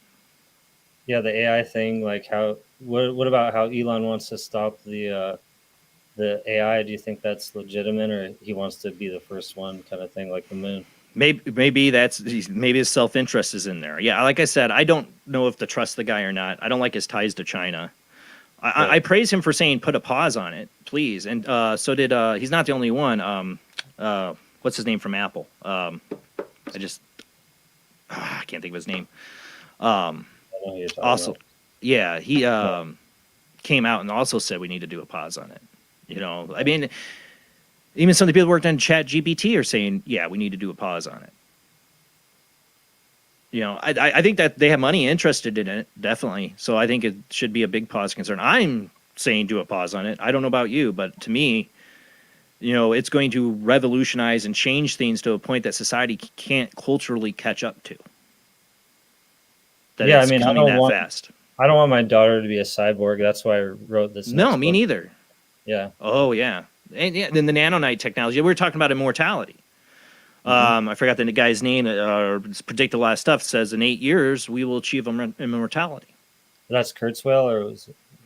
I don't know if I still have that article. Yeah, it's something going off of I think it was Kurzweil, actually. Yeah, but yeah, in 8 years we'll be achieving immortality. Now, my opinion that's going to be people like Elon Musk and Bezos that'll get immortality. Right, the rich. The rich, yeah. Yeah. Did you see the TV show? It was on Amazon Prime for last couple of years. They had a couple seasons called Upload. No. In it, and of course it's mostly the rich. They create a virtual afterlife where they literally can upload somebody's consciousness to this virtual afterlife. Of course, it's really more like a virtual hell that's solely because you realize it's a hell. Because you have to still pay money to be there, and if they don't, they put you in lock mode. You're frozen in this virtual environment. you know. But of course, the rich are like eating it up there. There's, you know, they have like whatever they want there. It's complete heaven to them. Well, the poor can barely. The money? Huh? Is the money crypto, or how do they do that? I don't know. They don't get into the whole money thing, but yeah, I'm sure. It ain't the petrodollar. No. I know that. But it takes. I mean, I would love to live longer. You know, I'm sure you would. You know, anybody does. That's the whole point of man control over death, is to fight that off as long as possible. You know, it's part of our primal nature to try to survive. But death is inevitable, as we've all should know, right? But these guys, the most powerful, they are looking for a way to become immortal. There was a horrible TV miniseries with Jim Belushi. What was it called? It was about virtuality in that. But I remember there was this billionaire in there, and his whole point was he was going to find a way to make himself immortal, and he becomes like this virtual god, whatever. And I'm like, it imprinted me when I was a kid. It was like the early 90s when I saw this, that I'm like, there's going to be some billionaire that's going to try to do something like this. I guarantee it. And then here I am many years later and seeing Jeff Bezos being interested in transhumanism, you know, and like these other billionaires all getting into AI and artificial intelligence, but also looking at ways to extend human lifespans or put us into machines or make us a part man machine. You know, I'm like, here it is. Just as my, 12-year-old, 11-year-old self saw way back then when I saw this TV miniseries and said, some guy's going to do that. Here we are. They are doing that. I fear, and I also wonder, like I said, history repeats itself. You mentioned sometimes in these books, like Lord Pakal might have been a person, a human being, not an alien. But he was somebody who achieved great power. I mean, who's to say that ancient civilizations that crumbled, that had technology, didn't have people who were like gods because they had the power in their civilization to make themselves immortal, to do things that we don't even know about yet that you can do. Become half man, half machine. Yeah, I mean, probably, but I go more along the lines of, if the ancients knew that the soul was immortal, then they probably was transferring bodies through different dimensions, and if they were masters of different dimensions through time and space, they probably could access those portals. Or become self-aware in their own timeline. You know what I'm saying? That of their other past incarnations. Yeah. Or carry their consciousness on into a new body and it's the same person. You know what I'm saying? They have all the memories of their past life. That could be an achievement of immortality. Yeah, well, my meditation teacher, Alan Wallace, he sat next to the Dalai Lama. Dalai Lama talks about many reincarnations that he's had, and so does my teacher. And I had some experiences where me too, I meditated and remembered things, and so it's not too far-fetched, I would say. No, it isn't. I mean, it could explain a lot for how control's gone over this world for so long. There could be people out there who have cheated this, that are running the scenes, that pass on their money onto their future incarnation. They remember every time they're born. I've always wondered. That's another sci-fi novel. We got to go to commercial break. We got to go to commercial break. We'll continue this conversation and open up the phone lines when we come back. Guys, wait till we come back from commercial break, because when we do, we'll open up the phone lines. Join this conversation. How do you feel? Do you feel we're doomed, or is there hope for humanity? I don't know. The media wants to tell you you're doomed to get your attention. I don't know if we're doomed. I hope not. I'm a father of two. I have hope. I see hope in people in my everyday life and people waking up. So I have hope for humanity. I do. It's hard. It struggles sometimes, especially with that one guy who's like donating sperm and fathered 500 kids of this Hawaiian shirt. That scares the hell out of me, but I do have hope for humanity. When we come back, join this conversation after a short commercial break.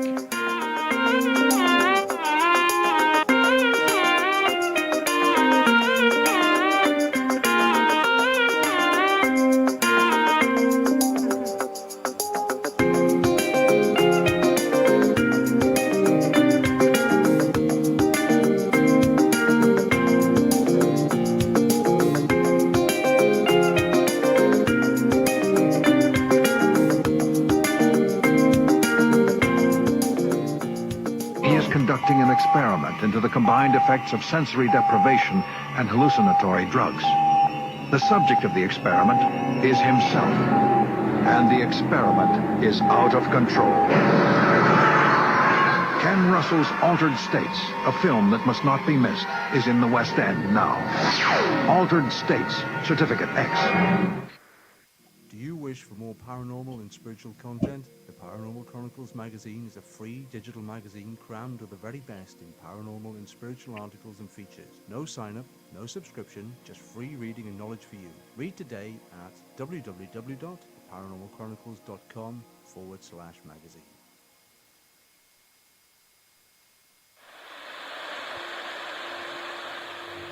Join us every Wednesday night at midnight Eastern Standard Time for Weird Wednesday, the live stream, with your hosts Jamie, the Living Dead Girl, and Rob, the Phantom, where we'll talk about all things paranormal, including zodiac, astrology, tarot card and oracle card readings, live ghost boxing and spirit communication, where we'll do Voices from Beyond, the Cold Case Files. So we hope you join us live on Facebook and YouTube every Wednesday night at midnight Eastern Standard Time. We hope to see you there. Bye-bye.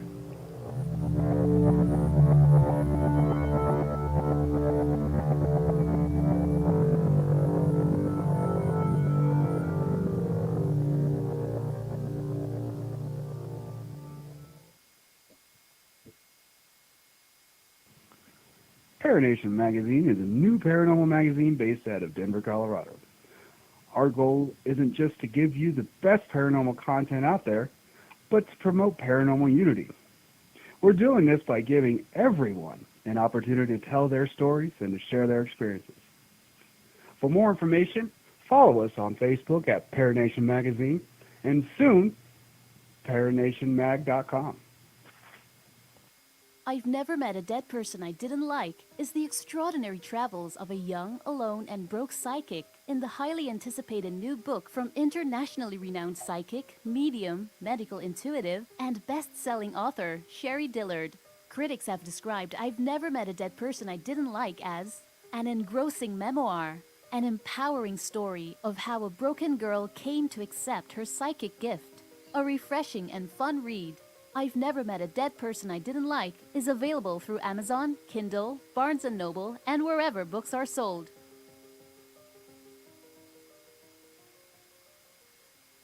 Wrote Spirits of the Dead with a pen dipped in warm blood. You will see the ultimate in terror with this important all-star cast. Brigitte Bardot, Alain Delon, Jane Fonda, Terence Stamp, and Peter Fonda in Edgar Allan Poe's Spirits of the Dead. Only Poe's demented genius could bring to the screen such horror and evil. Spirits of the Dead stars Brigitte Bardot, Alain Delon, Jane Fonda, Terence Stamp, and Peter Fonda. Directed by three masters of the cinema, Federico Fellini, Louis Malle, and Roger Vadim.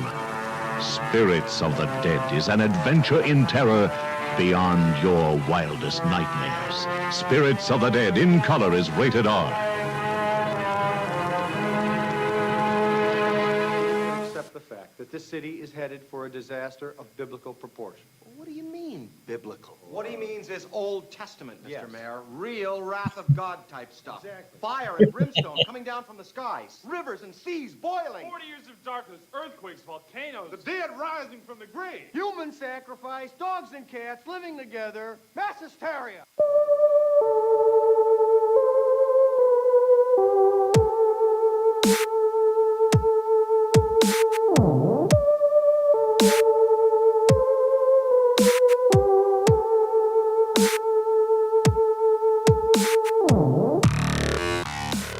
You're listening to Paranormal Soup, bringing you the weird every Sunday night.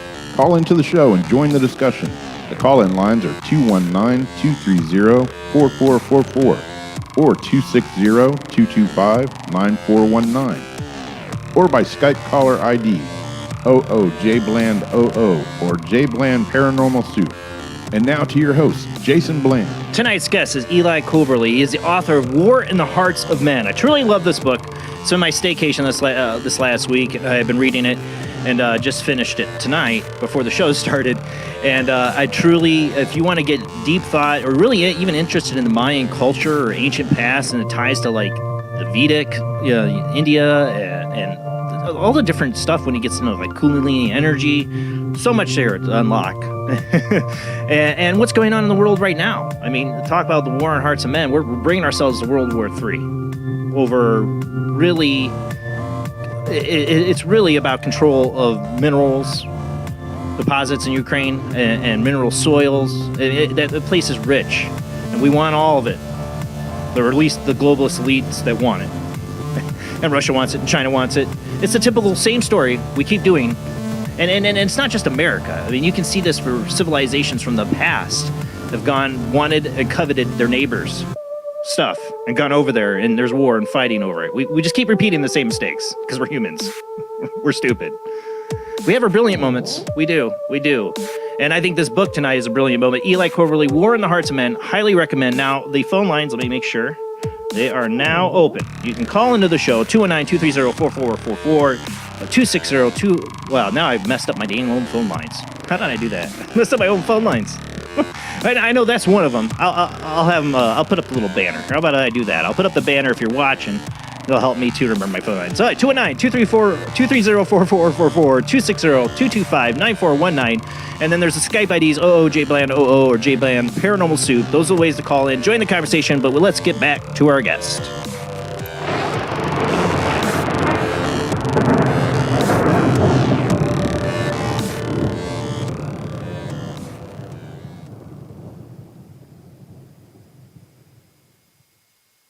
Eli, I forgot to tell you, you got to mute when we go to commercial break.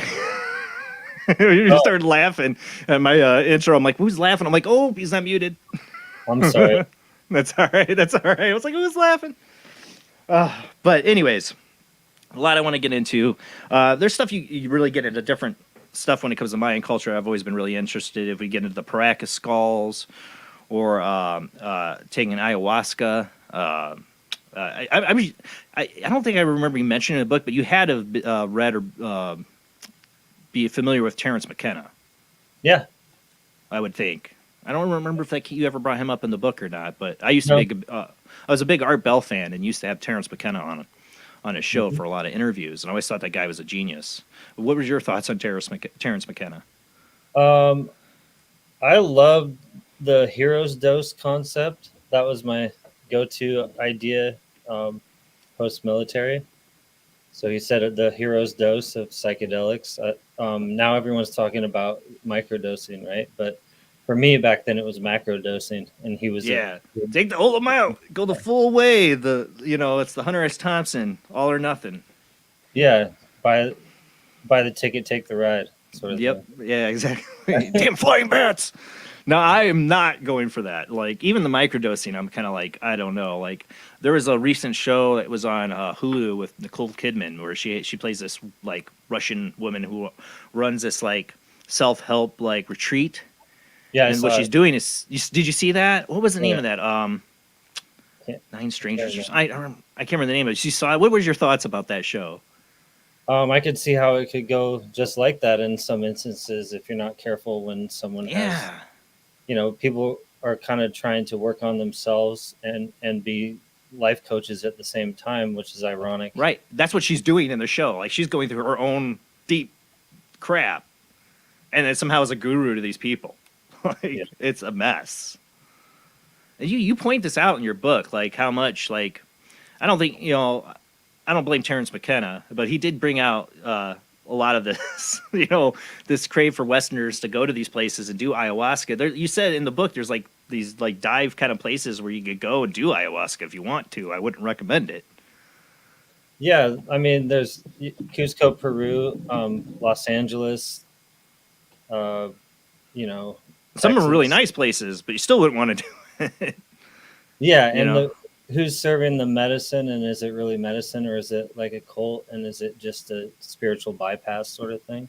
Of course. Westerners want a quick fix. We want a pill, and boom, we're fixed. That's all I needed to do, America. Yeah, we got to kill it now. Well, yeah, give it to me now. We're Ruka Salt, You know, I mean, that's just how we are. We just really, I mean, that's what we think. And now it's become this craze. I would never do it unless it was under like complete like real spiritual practitioner practice. Like that, I've always said like I'd be interested in doing it, trying it once. That's it. I don't know. Like my days with psychedelics are over. Like ever since I made mushroom tea, I'm like laying on a carpet floor going, "Why did I do this?" Never done. I haven't done ever since. You know what I'm saying? Like I don't want to trip. I don't want to lose control, but I do want to dive deeper into my mind. I do want to dive deeper into my soul.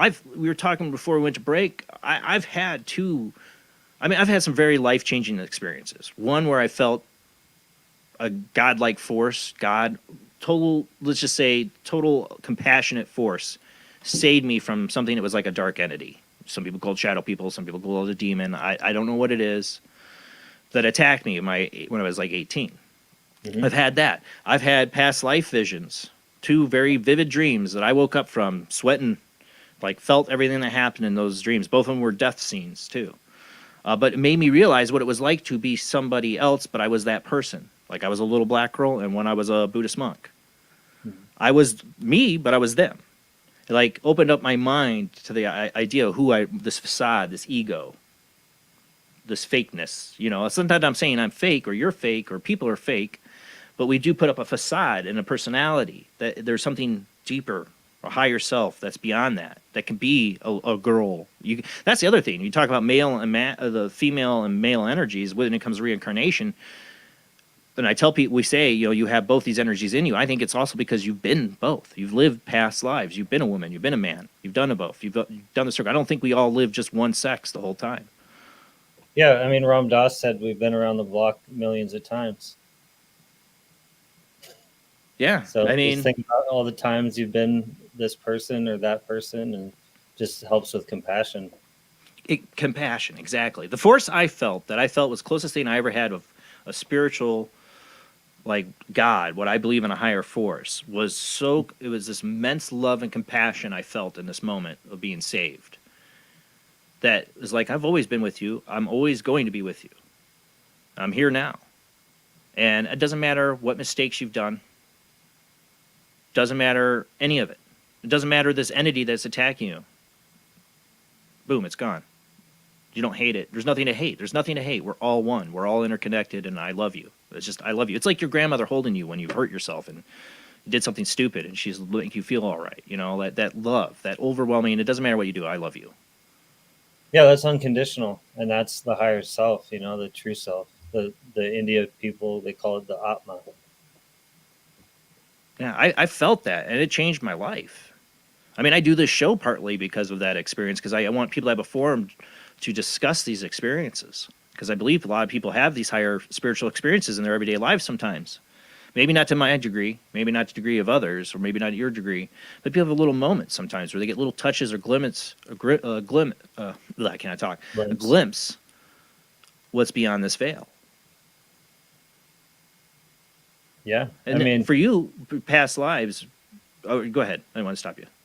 No, let's talk about past lives. Ask me the question. Yeah. That's great. Well, as I say, what has been your experience? With past lives. You say you've done the meditation. You've seen it. What have you experienced personally, if you don't mind? It can be very personal, so I understand if you don't.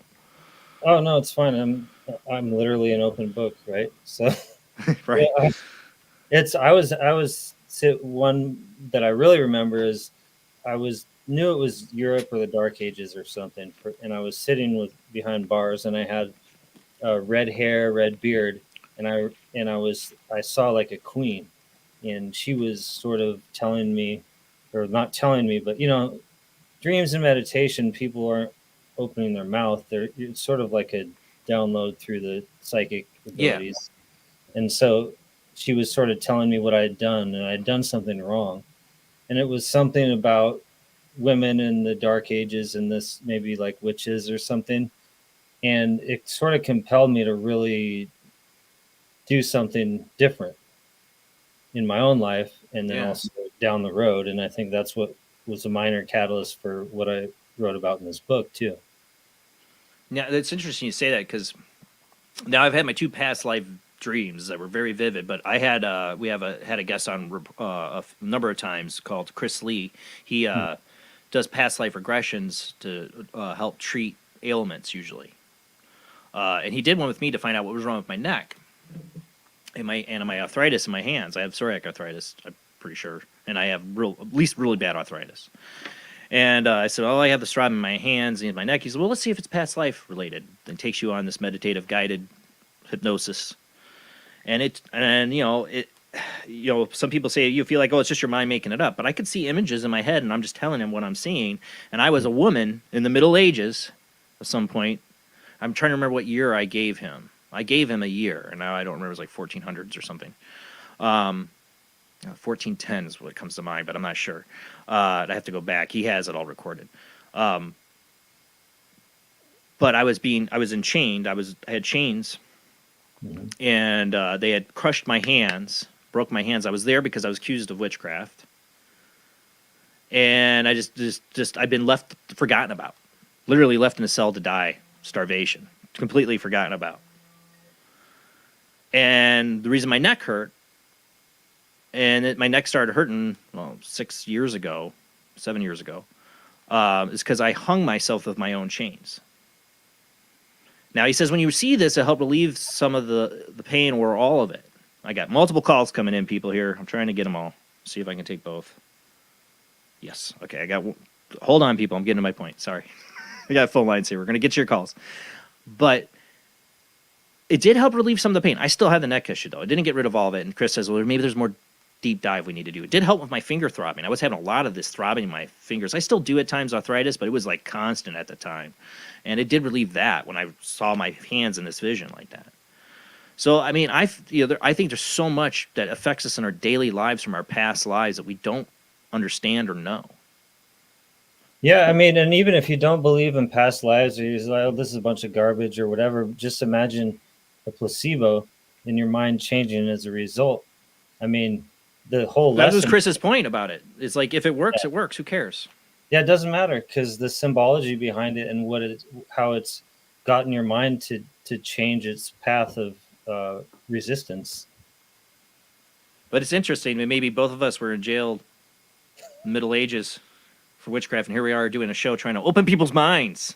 Yeah, and I was the one who probably put you in that jail cell, and then eventually I ended up in this one. Oh, jeez.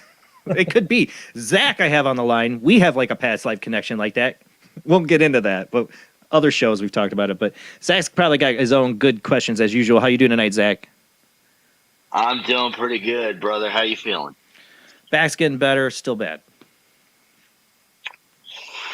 I'm hoping it feels better, man. I have two questions. I'll keep them as short as possible. Hey, Eli, it's very nice to meet you, sir. You did. My first question, if he backs off of since ayahuasca, I'm pronouncing that right. Ayahuasca. I mean, I first heard about it on like the Joe Rogan Experience with like Want to take a ride? Did it for the first. Take the ride. Yeah, I know. So my experience with the psychedelics is very limited. I mean, I had like the most intense experience I had when I had a little too many edibles is that I saw my mind as like a vast library with a Dewey Decimal System that was out of order. I remember you told me that one. Yeah, I'm like, well, no wonder why my mind is all loopy. But going to my question is, when somebody is having an experience on, I'm sorry, man, ayahuasca. Ayahuasca. How does that experience differentiate from when somebody's going under a different experience, like if they're using hashish or cannabis or LSD or? Yeah, I would, I've tried all of that stuff, and it's not something I do anymore because I felt like it ran its course. But with edibles, one is your mind's insecurities become sort of heightened, and the playbacks and the loops in your mind begin to become amplified. And so if you eat too much, it'll kind of scare you into believing too much, man. Yeah, exactly. But with ayahuasca, it's more of a lesson. like Joe Rogan, I don't know what episode you saw, and I don't really watch it that much, but he'll talk about entities or something like that. There's an intelligence to it that sort of Right. Works on people as if it's like a guru from India or something, and they call it the grandmother. And it's sort of like, for example, with me, like one time when I did it, I was at a bar. Well, I was actually just sitting there meditating and under the influence, but I found myself in a bar and I was hallucinating or whatever. And this blue flashing neon light, and it said integrity, integrity. And it was like, oh, I'm at the integrity bar. And then all these people in my life, all their faces were shown where I was out of integrity. And so the next day I went and I called all those people and apologized. And it was wonderfully healing for me. So there's a larger force to it than just like with LSD, where you're like, oh, my mind is going to open and I'm going to start questioning things. Or like I saw an alligator in that river that didn't exist. That was cool. Like, so you start seeing the reptilians behind everybody. Yeah, the reptilians are coming to take over, and now what are we going to do? But ayahuasca is a totally different thing. Some people don't even hallucinate at all with that. Yeah. Okay, and my second question, from all your travels, have you found in different cultures that have had no interaction with each other, do some of them have the same kind of, do some of them have like the same rituals and customs as maybe another culture? And do you maybe have an example from all the different experiences that you've had? Yeah, like Turkey and Central America. There's a lot, actually just in like, if you talk about even the weaving of the rugs, how the people of Turkey and Paracas are similar, in Peru. There's things like that. And then there's also like stories of the flood weaved within the mythology and the cosmology of the people, the Great Flood, like Noah. And there's also like in Itzapa, where I've been, in the western side of I never say this right, Isthmus of Mexico.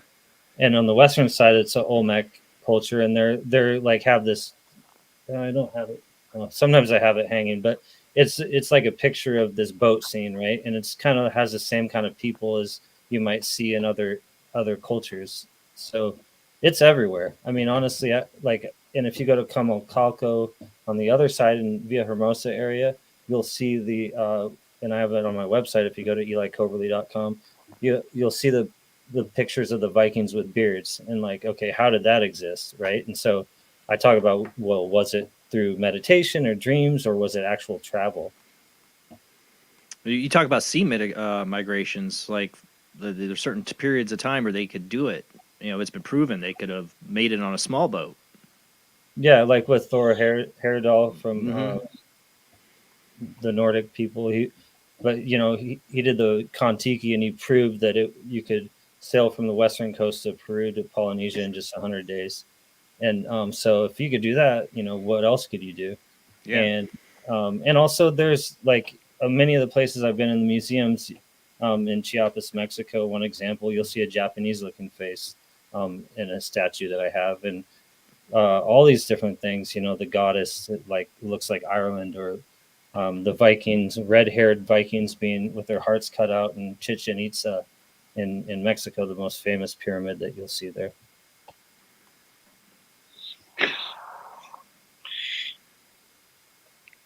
Any other questions, Zach? Those were all the questions that I had. Thank you so much, Eli, for answering them. I greatly appreciate it. I love the conversation that's going on the show. Really quick before I get off to Eli, I just wanted to thank you also for your service to this country. You're welcome, Zach. Thank you. Have a great night, Zach. Have a good night, everybody. All right, now we got somebody else on the line. Who do we got on the line? It's me. Oh, hey, how you doing, Dee? Oh, hanging in.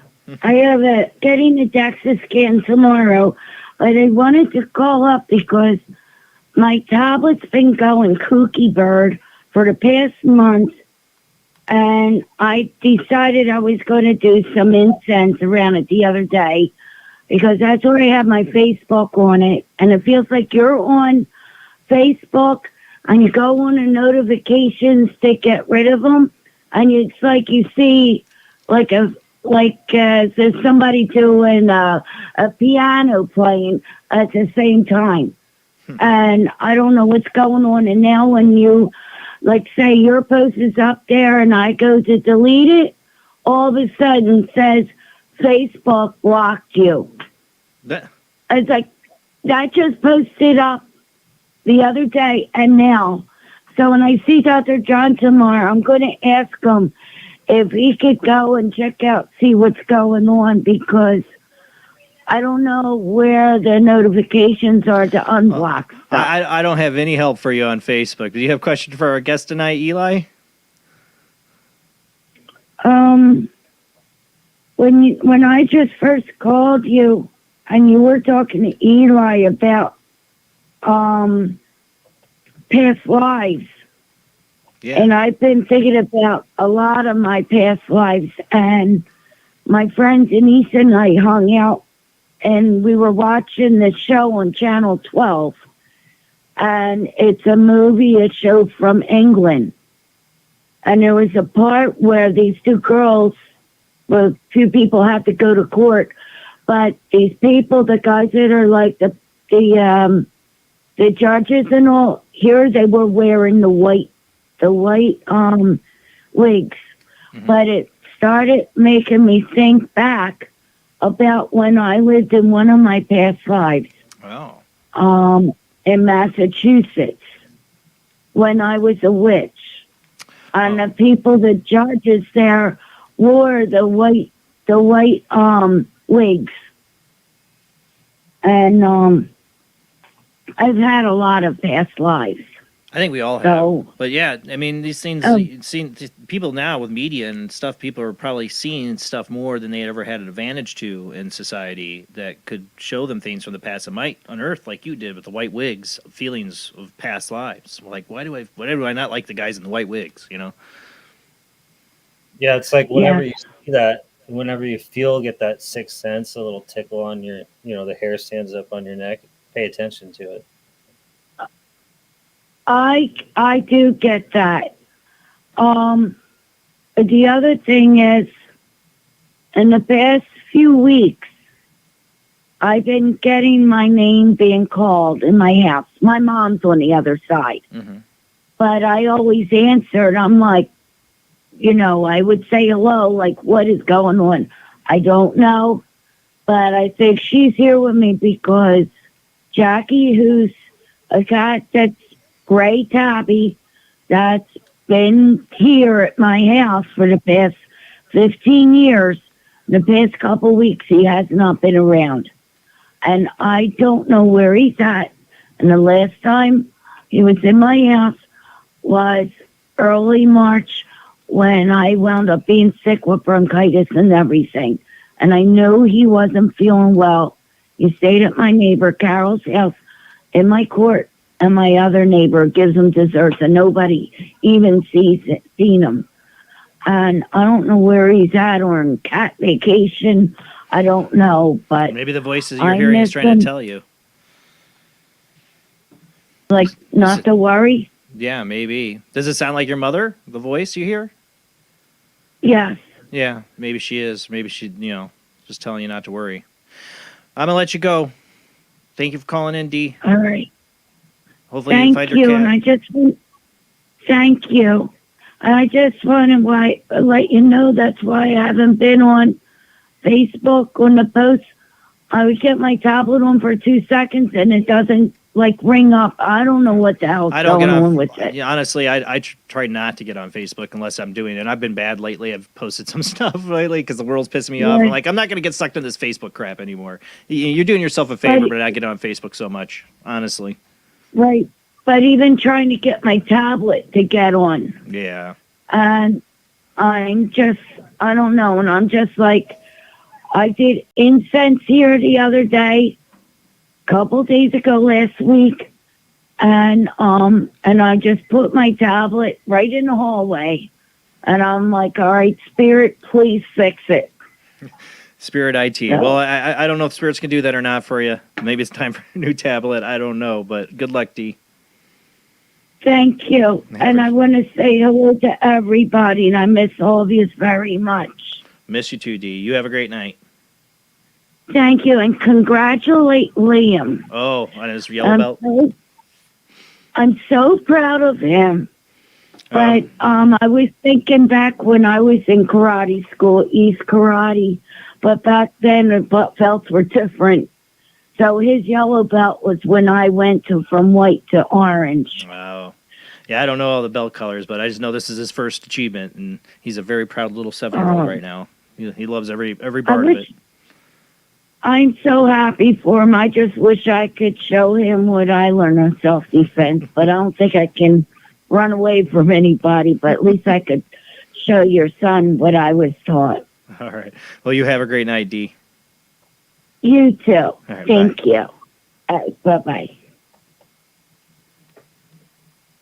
So, we were talking about the past lives. Dee says she sees the guys in white wigs and that, gives her that feeling or whatever. Mm-hmm. And I've had moments like that. For me, the two visions I had, one, I was a little slave girl that was beaten to death by my white master biological father. And I knew all this. Like, I knew I was this little girl, like, in this dream. Like, it's like this, I don't know, like, it's almost like you're in the body and you're out of the body. You can see it from 3D and inside. It's a weird experience. And it's the same for the other vision I had years later when I had a vision. I was this Buddhist monk that turned in my temple leader for opium use. These soldiers came, raided the temple, and last thing I remember is running through a jungle and hitting this. There's a tree and a ridge right there, and these two soldiers are in gray uniforms with rifles, and one of them's pop, and that's that, and I wake up, and I'm like, I felt it like hit my chest. That's all I remember. Waking up sweating, and like both those dreams, like most dreams fade from your mind, but these are the ones that are vivid in my mind, like scarred in my mind, totally super. Like I was those people. I felt their fears, I felt the pain, but I didn't. It's weird. It's almost undescribable sometimes. The way I couldn't put it into total words, the experience of these vivid dreams. But they explain the reason why I'm wired. I am. I swear I was given these two. I think I probably lived many other lives, but I swear I was shown this to show me why I'm wired the way I am. Like I don't like slavery for sure, but I don't like anybody having power over other people. And I'm not a big fan of organized religion. I was lied to by religious people in this dream, basically. The people I thought I could look up to as my, temple leaders. And it was a lie. Did you have those more than once or just one time? Just one time each. But they were super vivid and super emotional. And it wasn't from meditation. Like, closest thing I've gotten to that was the one I told you where I was, a witch in, 14th century or whatever in a jail. That was the guided meditation. It wasn't as vivid or real. It's just images I'm seeing in my mind. And those vivid dreams, I was living it. I was that person. And like I said, it gave me a whole new perspective on, who I am. Jason, male persona, I could be a little black girl. You know what I'm saying? That's gone. I could be any of these things. There's something deeper inside of me besides the male persona of Jason Bland. This character that I am. That there's something higher or deeper that can be all these things. I used to love the show Quantum Leap, where Sam Beckett would jump inside people. You know what I'm saying? So I've always been fascinated with this idea that we have all these lives and we are these different people. Yeah, me too. I love that show. But it's sort of like, you're learning this lesson from the past life and you're living this one and you're still, there's micro experiences too in this life, right? That's what I always felt is you're having this larger sort of time span of many different lives, but also many different lives. You change. Yeah. Yeah. I'm not the person I was 15 years ago, Yeah. Especially if you're right? Yeah. Yeah. Well, in my 20s, I had a real awakening after the shadow person experience, I call it, of basically start distancing myself from my friends. There's nothing wrong that they did. It's just the social grouping, whatever, would make a character out of me. Jason's this guy, he's the male whore, and he's never going to get married, and he takes nothing seriously, blah blah blah blah. All that they put you in this picture of you're this character, in the group of friends. And if you have a group of friends, you're all different characters. Everybody gets a certain perspective about you. People like to quantify things. We do it. You do it. I did it to my friends. I put them in a certain box. They're this person, that. It woke me up to like, we're none of these characters. Yeah, and I'm not going to be this character anymore. Yeah. I'm never going to be. I'm not this character. They keep. I keep putting myself right where they expect me to be. Do their things they expect me. I'm not. I'm done. I'm not that character. I'm not that person. And it'll break up friendships because people like you to fit into the box they put you in. Yeah, I mean, for good or for worse, I've sort of focused on the truth above friendship ultimately, and that's cost me a lot of friends. But I feel like it's been better for me in the long term. Because you want to be your true self, that higher self, I feel. But there's a certain amount of remorse and, that sort of grief. Regret. Everybody should have regret. If you regret nothing, unless you're completely perfect, you might have a problem. But you have to let go of the regret. Like realize that we all are we're here to do these mistakes. You own up to it. You own up to your mistakes. To me that they say male toxicity, but there's parts about being a man that I try to teach my sons is owning up to their mistakes. Being honest. I think there's good qualities that I didn't have a father to teach me these things. My dad did not give a crap. He took off when I was 2. I have a he's my biological father. That's what I like to call him. I have a father that I call dad, is my stepdad, but he didn't come into my life till later. And he's not your typical macho male role model at all. He's a great role model because he got me into science fiction. I mean, I was pretty much already there, but he really got me into science fiction, quantum physics, and thinking outside the box. But he was not like the Hunter, let's watch football, so I'm lucky I still got, I didn't have that typical male father perspective. Now that I'm a father, it's changed my mind on a lot of things. And you talk about men trying to correct their father's mistakes in your book quite a bit. I think that's the gist I'm getting. That part of this.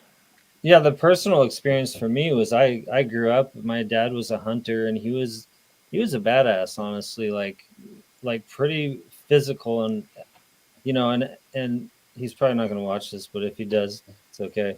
But everyone in the community was afraid of him because of his physical prowess, and because he was a hunter. He provided for us. He may as well grew up in the 1800s. I always felt he was in the wrong place. Right. And for a while, I was really pissed off at him for some choices that he made. And I realized that once I started to embrace and love him regardless of his choices, that was when really I came into myself as a man more, or understood more about myself. So that was huge for me, and that was part of this book and part of my last book too, where I was working through some things like that. Yeah, for me, I always made a promise. I didn't want to have kids. Me and my wife when we got married, we're like, we're not having kids, and we waited 8 years before our first son was born. And I went from basically ready to watch the world burn and sit back and smoke a joint, enjoy the ride, to oh my God, the world's gonna burn. I gotta care. I have a kid. Yeah, it's that fear, right? The fear. It all came back to me, and anxiety, all that stuff I had lost, just didn't care until I had a kid. And that's the part where it's I always swore I wouldn't be like my father. I'd always be part of my son's life. So that brings a level of fear and something's going to happen, things out of my control. Right? Is that, what the tendency of the male energy is to try to control those things that are out of control. And that brings in anxiety and all these the worry war inside of me. I'm saying I recognize what I'm fighting basically inside myself, this war. I know I shouldn't give in to fear. Fear leads to anger. Anger leads to hate. I'm a Star Wars Force kind of guy. I know what fear can do. I saw it totally twist Anakin, I'm just saying, knowing it doesn't cure it, though. I'm still working on it. I still have this fear. I'm going to protect my children. I am proud of my 7-year-old for wanting to do karate. I didn't force him into it. I would never force him. I'm trying to get my 11-year-old to do it, but he doesn't want to do it. I'm not going to force him. But when my 7-year-old said, I want to do it, I'm like, okay, as long as you want to do it. because I want him to be able to protect himself. I don't want him to, we've talked about, like, you're never, and then the senseis are great at this dojo. You say, you never tell people you know karate. You never tell people that. They could use it against you. Is that why? Yeah, you never ever, it's not a bravado thing. It's not like, I know karate, like, it's not that. It's an art, and it is also a way to defend yourself. And it's not something, it's something to be treated with respect. And it's also teaching them discipline. These are things as a father now, that I didn't have a father to really teach me these things, but I'm like discovering it on my own. It's like, yeah, this stuff is important. I want my sons to know this stuff. There's like the stuff I wish I would have had a father in my life to direct me. My stepdad was great, and he directed me in a lot of good things that I love. But like to have that actual father figure like yours, who provided and hunted and probably knew survival skills, right? I mean, it influenced you to become a paratrooper, I'm sure, that man's man kind of, I didn't have that in my life. I've never been a part of that. You know what I'm saying? It's not me, but I do want that. Like some of that. I want my kids to be not tough or mean. I teach them compassion all the time. Like I also want them to know compassion and understanding for others, and not be arrogant, and to understand that you don't know what somebody's going home to. I tell them it's about kids that they deal with at school that are bullying or doing whatever. I said, I don't want you to hate that kid.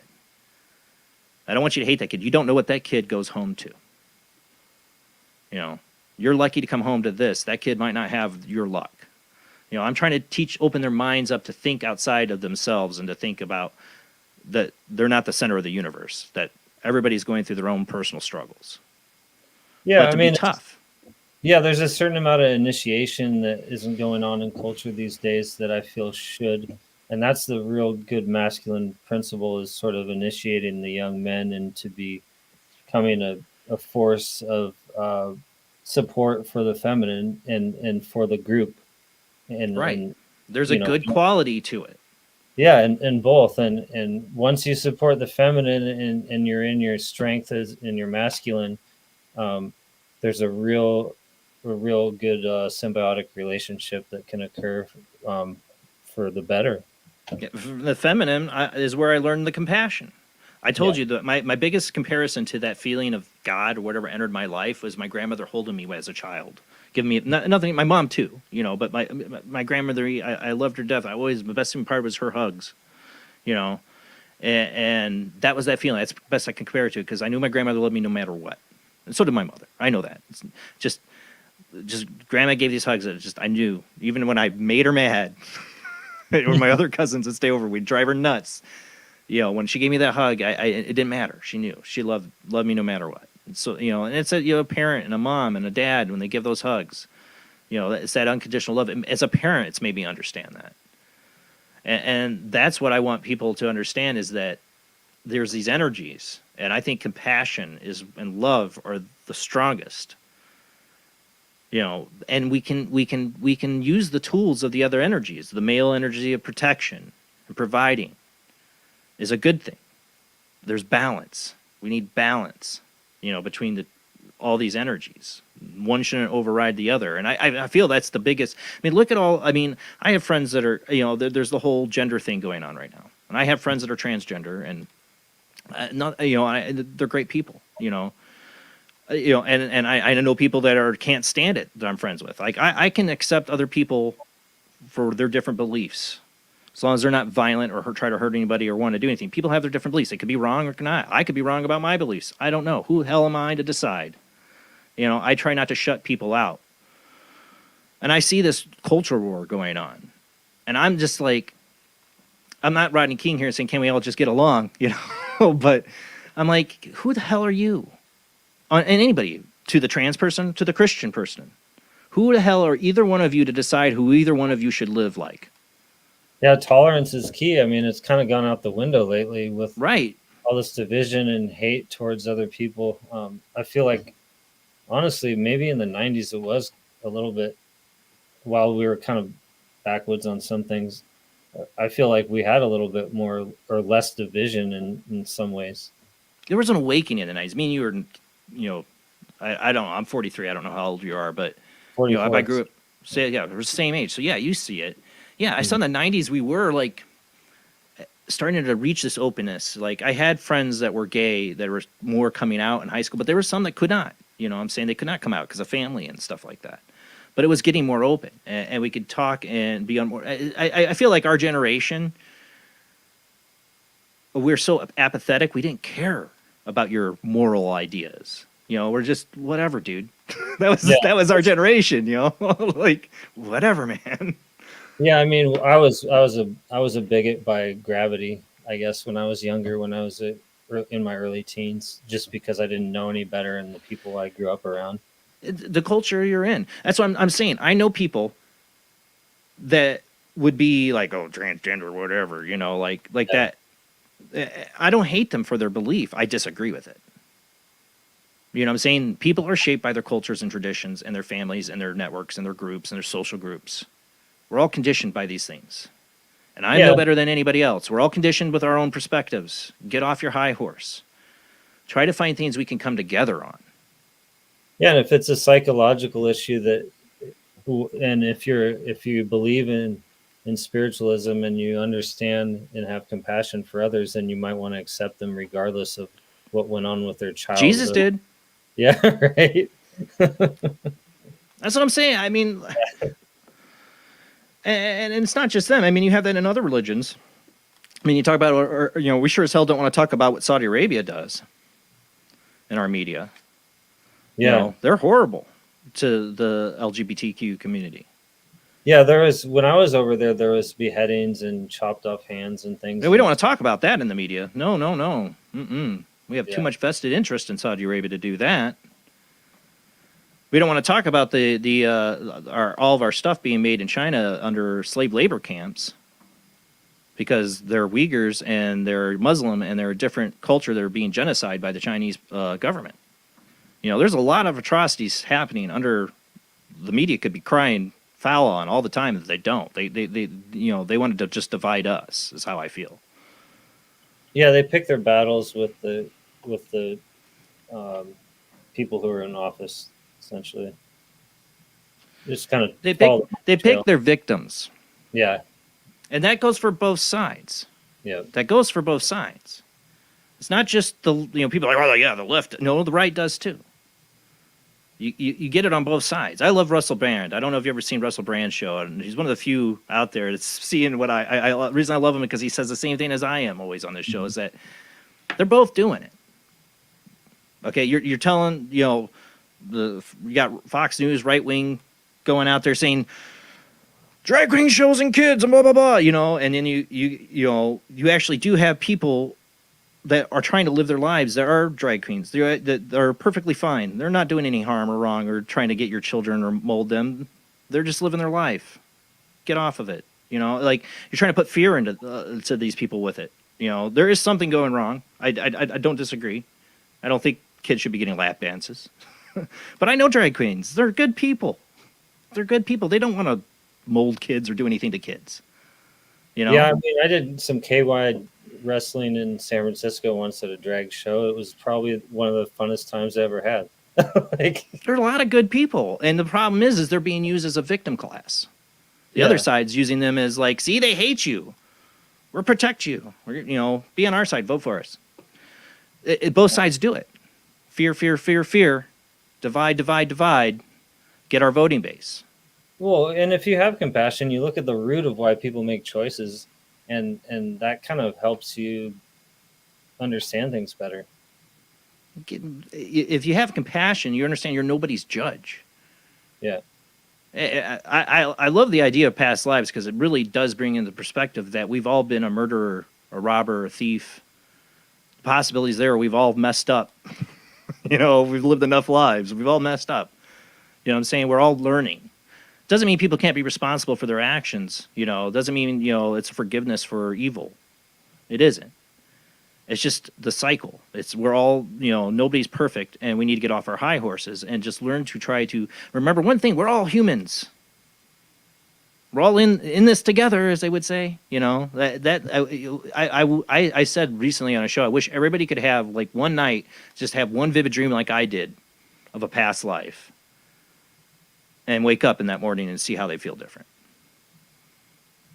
Yeah, you mean like the Republican from Texas is a drag queen or something? Right. Oh, Defending Your Life. I always bring this movie up. Have you ever seen that with Albert Brooks? No. Okay, Defending Your Life, it's about the afterlife, okay? And I don't think the afterlife's like it. It's a comedy, but it's funny. In it, you die, and there's like this waiting purgatory area, and everybody's there, and the food's free, everything's great. It's purgatory, though. You're waiting for your trial to defend your life, for all your actions in life. And a lot of it has to do about how you made decisions out of fear. And Albert Brooks is the main character, and he's defending all of his fear reactions to life, and why did you choose to do this? So he's defending his life. Well, they have this reincarnation pavilion in this purgatory, so all these people are going in to see their different past lives by pressing this button. And the favorite part is this old guy going, "What the hell?" as he sees himself as a little girl brushing his hair.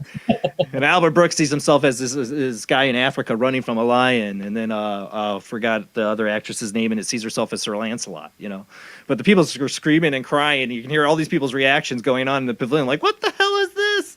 Because, if you actually got a vision of what your past life was and took the perspective, like you're an old guy, just tough and all that, and find out you were a little girl brushing your dolly's hair, it could change your perspective, take you down a notch. Maybe have a little compassion for other people. That'd be good.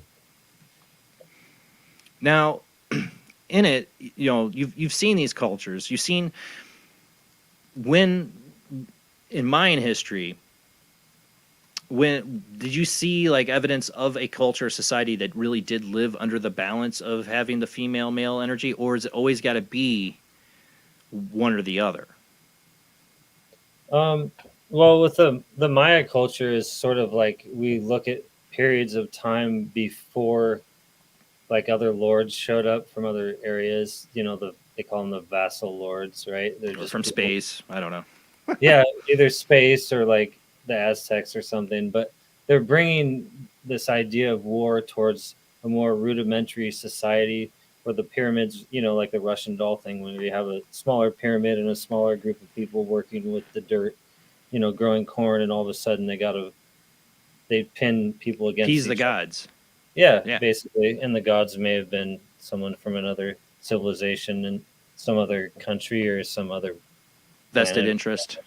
Yeah, they just have vested interests, and they're going to, sort of change their way of the Mother Earth culture, and so that's kind of what I mean is the society people change the people who are more meek and working with the land and that sort of thing, and working with the energy of the animals and taking the psychedelics and post spearing everyone all the time. There's basically you're pointing out that there's always this force of, you say the war in hearts of men, but this force that comes in takes the little people and forces them into positions of violence and survival, and the cycle continues again. There's always somebody has to decide, hey, we're going over there and we're taking all their stuff. Yeah, well, and they have more technology. They have more of an understanding on how to build things quicker, how to use resources quicker, how to organize, and that doesn't mean they're superior. And I think even the indigenous people, sometimes if you go down there, they get upset if you start talking about them as they think you're saying they're inferior because other people showed up. And it's just actually they were kind of more with it because all this technology and all this stuff, it doesn't last very long. It always goes back to the rudimentary skills in the earth. The Stone Age. Yeah. If it's true, we're in the fifth world and we've done this several times and the technology doesn't last. No. But it does. What does last is a spiritual aspect of things, and that's a technology in itself. I mean, you see like in the symbolism of the spiral, like life is in this circle unit. You see it in the cave paintings. You see the symbology of the spiral. And you talk about it in your book. I've always seen the spiral image as something as that's time. Wibbly wobbly, whatever you want to call it. It's not linear. It's not a circle. It's spirals. It goes. We're going through these different motions, and maybe the same stories, just trying to relearn or learn the right lesson, maybe, in all this. I don't know if we are. I don't feel like we are. I feel like some of us are, but not the right people in charge. Yeah, I mean, there's spirals on all the rocks throughout the world, and they're really far back. Like if you even go to east of Pyramid Lake, close to where I live in Reno area. I don't live in Reno, but Reno's east of me, across the mountains. Those things are probably, there's spirals on those rocks, and those are dated to now. It could be up to 17,000 years or something like that. Yeah. You know, and the first thing is the spirals, and what are they trying to say? Well, they're migrating in spirals. You can tell that, and also water and the energy of water. So these spirals are really important to the Earth-based societies because it kind of helps them remember what time really is. You know, and spirals of the wheel within the chakra system. You know, each chakra has a corresponding emotion, and how do we view our time? Cyclically, we have a story, right? Maybe age 12 we were shut down, we weren't able to express ourselves, so every time we begin to express ourselves in a way, we remember the story and we keep shut and we don't speak our voice, right? And so that wheel gets sort of stuck in the time. You know, it's interesting you said, I pointed this out on the show when we've talked about my throat chakra. Yeah. Is right before I started doing this show, what got me motivated to do it was I had a little scare with my thyroid. Mm-hmm. And I'd been feeling some weird, like, vibrational stuff going on there. So I decided, I'm 32, I need to go get checked out by my doctor. You know, I had my son, like, I was probably 34 when I eventually got my butt into the doctor. And he goes, oh, yeah, you got a lump there on your thyroid. We're going to have to get that checked out. You know, a month or two later, next thing you know, I'm getting cut open. They're taking out half my thyroid to make sure it's not cancer. And it wasn't, thank God. But they removed the growth from half my thyroid. But I swear, and then I started doing this show. It's like it was like I had something in me and need me to get out and speak. Mm-hmm. I felt like that growth could have been a part of it. Like your organs get messed up when you're not getting that vibration right. You know, like it was something telling me I needed to get out there and do the show and need to talk. Yeah, I mean, you're a tight ass and you get colon cancer. It's like one. You know what I mean? It's all, and you know, or you don't express yourself, you don't say what you feel, and then it gets locked up, the energy, and that's how cancer occurs. You know, lungs, you have grief, and the Chinese are really good at figuring out the corresponding organ to all that. They really covered that in a movie I was forced to horribly watch when I was a teenager. Some girlie told me it was like My Life or whatever. It was Michael Keaton, and he's like dying of cancer. But the whole point of that movie. At the time, my 16-year-old self couldn't get it. I was like, oh, get me out of this movie theater. But it's like, I feel like I want to die from cancer. It was such a long movie and so sad and depressing. But the whole point of that movie was like he was holding on to all this inner stuff in his motions. He was getting, the pins, acupuncture. Yeah. And the guy's telling him, like, you know, he's like seeing stuff from his past, like this is part of why this grew in you, you know, like this is the emotion you have to release. I always thought there's something to that. Even though I hated that movie, it stuck with me, that idea. We got to go to our last commercial break. We'll continue to keep the phone lines open. When we come back from this commercial break, wait to call in until after. We got about half an hour left. With our guest tonight is Eli Coberly, author of War in the Hearts of Men. We're going to commercial break. Wait till we come back, then call in, join this conversation for the last half hour.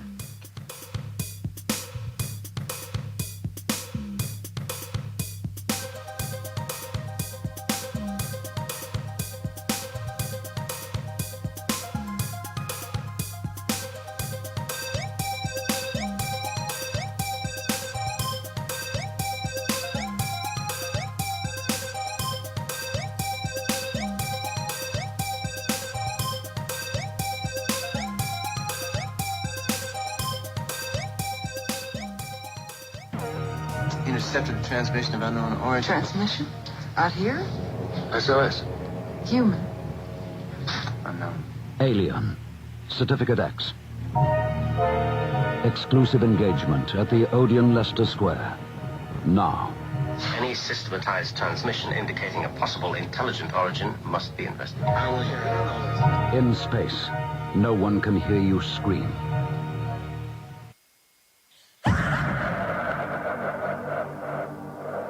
If you are interested in discovering the want to hear from leading researchers in the field. Join Justin Brown on his 3 weekly shows named My Paranormal Soapbox, Necromancer Live Show, and the Supernatural Symposium, live on Facebook, YouTube, and InterfaceDeath.net.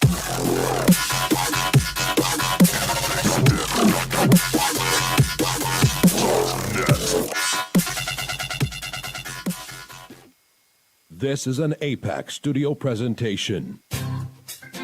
Hi, I'm Barry, owner-operator of Barry's Barometer Barn.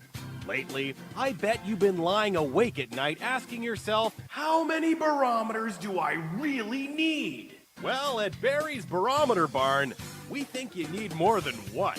Otherwise, we're gonna go out of business. Remember, at Barry's Barometer Barn, we don't know the meaning of high-pressure sales. Come on, folks, buy another barometer. I'm trying to put my kids through college, I've got a family to support, and a secret mistress who isn't cheap. Visit Barry's Barometer Barn, 000 Storm Drive. Come on, folks, buy a barometer. I'm Barry's older brother, Larry, and every time one of you people walk past the store without coming in, Barry beats me.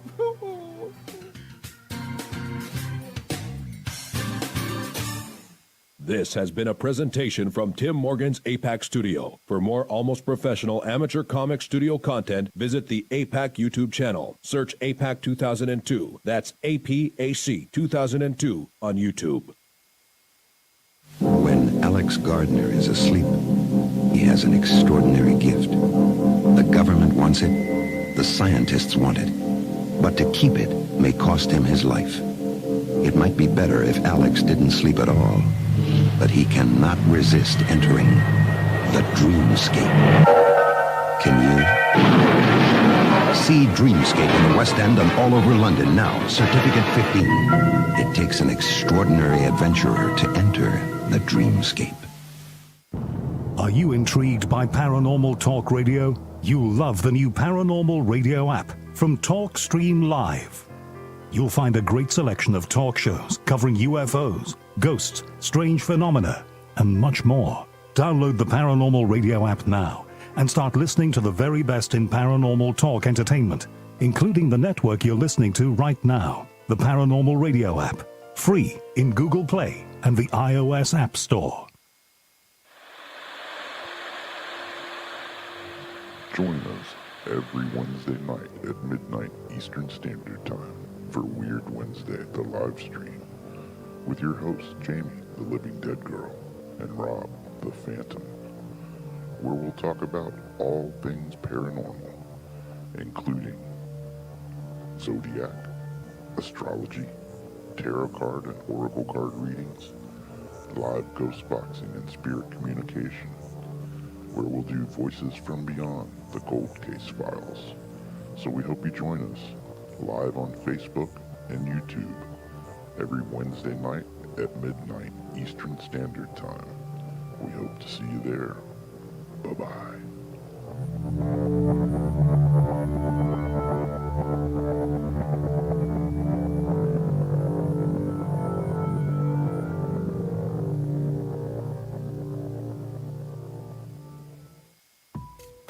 Since 1948, Fate magazine has brought you reports of the strange and unknown, all of them true. Fate Radio is carrying on that tradition, bringing you the unusual, macabre, strange, and bizarre. Join host Kat Hopsey Sunday nights from 8 to 10 p.m. Eastern on WBHM Digital Broadcasting.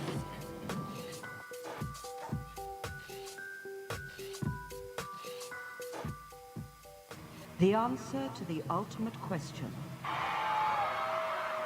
of life, the universe, and everything is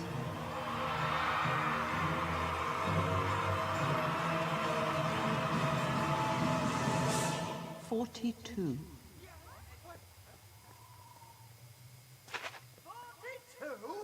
Yes, I thought it over quite thoroughly. It is, it's 42. It would have been simpler, of course, to have known what the actual question was. But it was the question. The ultimate question. Of everything. That's not a question. Only when you know the question will you know what the answer means.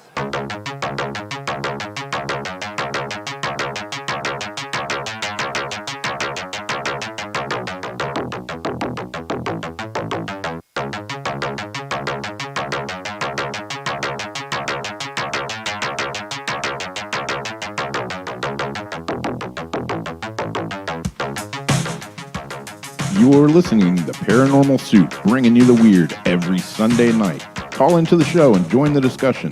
The call-in lines are 219-230-4444 or 260-225-9419 or by Skype caller ID OOJBland00 or JBland Paranormal Soup. And now to your host, Jason Bland. Tonight's guest has been Eli Coberly. He's the author of War in the Hearts of Men. Truly enjoyed this book. Highly recommend it if you're interested in spiritual energy, Kundalini, ancient Mayan cultures, ties to the other cultures. Like, you know, there's so many similarities between India and the Vedics and the Mayan cultures, and then you get into the other, Egyptian, and there's so many similarities. We've talked about this with other guests on the show. You know, some people say ancient aliens. Some people say that there's ancient civilizations that we just were connected back in the past. I don't know. But there's definitely, maybe it's just that we're all discovering the same divine cosmic ideas from maybe the ether, like Edgar Cayce. So many things I want to get into tonight. We're only got a half an hour left, but phone lines are now open. Call into the show if you want to join this conversation. Ask questions of our guest, Eli Coberly, tonight. His website is elicoberly.com. Get his book on Amazon, War in the Hearts of Men. We got a lot more to get to and a little bit of time left, so let's go ahead and get on into it.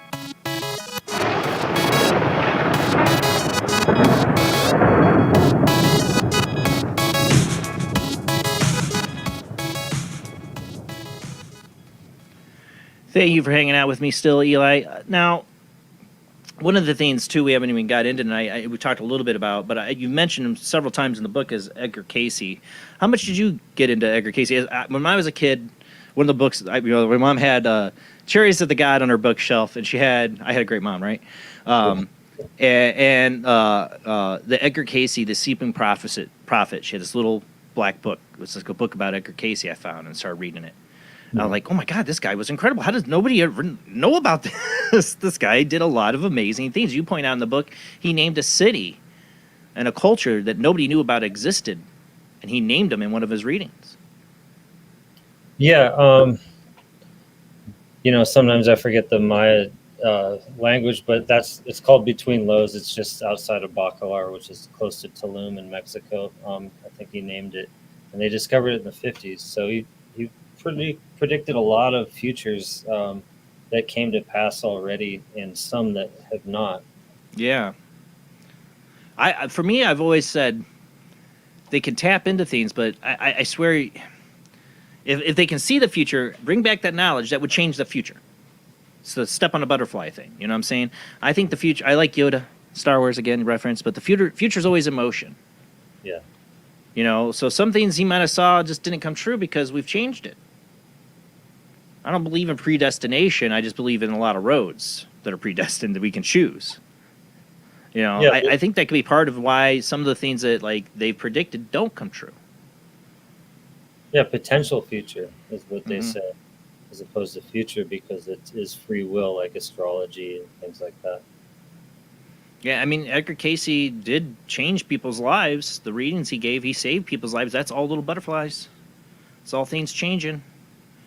Can't see the future and then tell the people the future and not expect it to change somewhat. Is what I've always wondered. But I also find it amazing, just the ability he had. Even to leave alone any of the future predictions, right or wrong. The ability he had to know cures for cancer many, many, many, many years before they actually find the cure. There's documented proof of that. They luckily documented a lot of this stuff, all of his readings and that. And he was just a simple guy from Kentucky. He grew up in a Christian community, and here he is talking about reincarnation, higher selves, and all this stuff, and, waking up not remembering any of what he just talked about. It's outside his own belief system. Yeah, he called Jesus the Prince of Peace. I remember reading those books. And so that's a magic, the Magi, the three wise men. It kind of goes back to that. Where did that come from? You talk about that in your book, that they were the Zoroastrianism. Mm-hmm. And even some of that you see, didn't you, I think, point out there's some references in the Mayan culture to Zoroastrianism? Yeah, I mean, so there's that, there's like a pyramid in Turkey, and it has these figures, and it has the same kind of iconography and all this kind of thing as on the west side of Mexico and Itzapa, and you have this little fire symbol that's the same as the Zoroastrian symbol that you'll see over there. And they were the only other culture that were worshiping fire and time synonymously. Yeah, there's a lot of similarities you find between different cultures that somehow people are moving about much more than what is traditionally accepted in archaeology and anthropology. That there was definitely some more communication happening. I mean, look at the Paracas skulls. Now, you get into the ancient aliens kind of thing. A lot of people point to those because of their uniqueness, their weirdness. If you go to Wikipedia, they'll tell you, oh, it's all debunked or whatever. Maybe not Wikipedia, but fact check or whatever will say it's debunked. They're human, just that they elongated their skulls. What are your thoughts on the Paracas skulls? You talked about L.A. Marzulli, who I've had on the show, and his research into it. Yeah, there's a difference between cradle boarding, which is to shape the skull at a young age of a child to have an elongated skull, and also the genetic traits of a larger skull by volume. So it's one of the great mysteries that they figured out ultimately. And when I was at a UFO conference in Palm Springs a couple of years back, they actually had Nassim Harriman on there, and he said, oh yeah, we did a test on those skulls, and by the way, they're not human. And he happens to be a but if you go on fact check right now, it will tell you, no, that's a bunch of baloney. They just cradle bridged their skulls. But they don't tell you about the thickness, the DNA testing, all that. But that's on one of your top fact checking things that'll come up right away if you type in Paracas skulls. Snopes or whatever it is. Well, it wasn't Snopes. I don't know if Snopes even exists anymore. I don't care. They're horrible. But that's what I'm saying. Even now, you have experts out there telling you, no, these aren't human. I mean, the thickness alone of the skull is incredible compared to a human skull. Yeah, the sagittal suture thing, they don't have, that's missing. They don't have that? Yeah, it doesn't compare to the other cultures that have the cradle bridging. Yeah, and it's around the world. It's not a phenomenon of the cradle boarding at all. It's really cradle boarding. That's what yeah. But like I'm saying, our digital controlled media, because that's what it is. You type in a search, go to Google, go to Yahoo, go search in a search. I'll bet you it'll give you that fact check on it. Be in the top 2, 3 of your listings. If you type in Paracas skulls, Peru skulls, elongated skulls, that's what they're going to give you. And it's bull. Yeah, well, it's mass graves. Anytime there's mass graves anywhere, the government, that the victors of the war cover it up because they don't want the truth to be out there that they. Well, look what happened in Canada over this last year with what they've discovered, what they did to the Native Americans there. Yeah. Big filled with bodies. You can find this evidence all over the world of all other cultures. Like I said, we've all screwed each other over. Yeah. You know what I'm saying? This is what's been going on for thousands of years. Man, I mean, look in the Bible, the Hebrews aren't that great either. They're going in and sacking cities, be it under the just of what God wants or whatever. I don't care. That's what they're doing. Man has done this repeatedly through history. We go in, we conquer, we rape, we pillage, we destroy, and maybe we do it in more politically correct ways now, or maybe it looks prettier, or we can manipulate, but we're not doing much different. We might not be, but we're going in and we're controlling, we're changing, we're pushing cultures out and putting our colonialist ideas in. Yeah, and erasing the history is the real crucial part, so people don't remember. Yeah. I mean, I know people, I mean, the Armenian genocide, people don't talk about that. And what's going on in Yemen, what's going on in China. Well, there's a lot of this stuff going on right now. Yeah. And we're not talking about it. Yeah, the PSYOPs, it's a whole division of the military that started when we wanted to change the popular opinion of other countries psychologically, and now it's become ingrained into all of the entire world. And man, you see, like I said, you're seeing it happen right now. I mean, you can see it. And like I said, I don't care what political side you're on.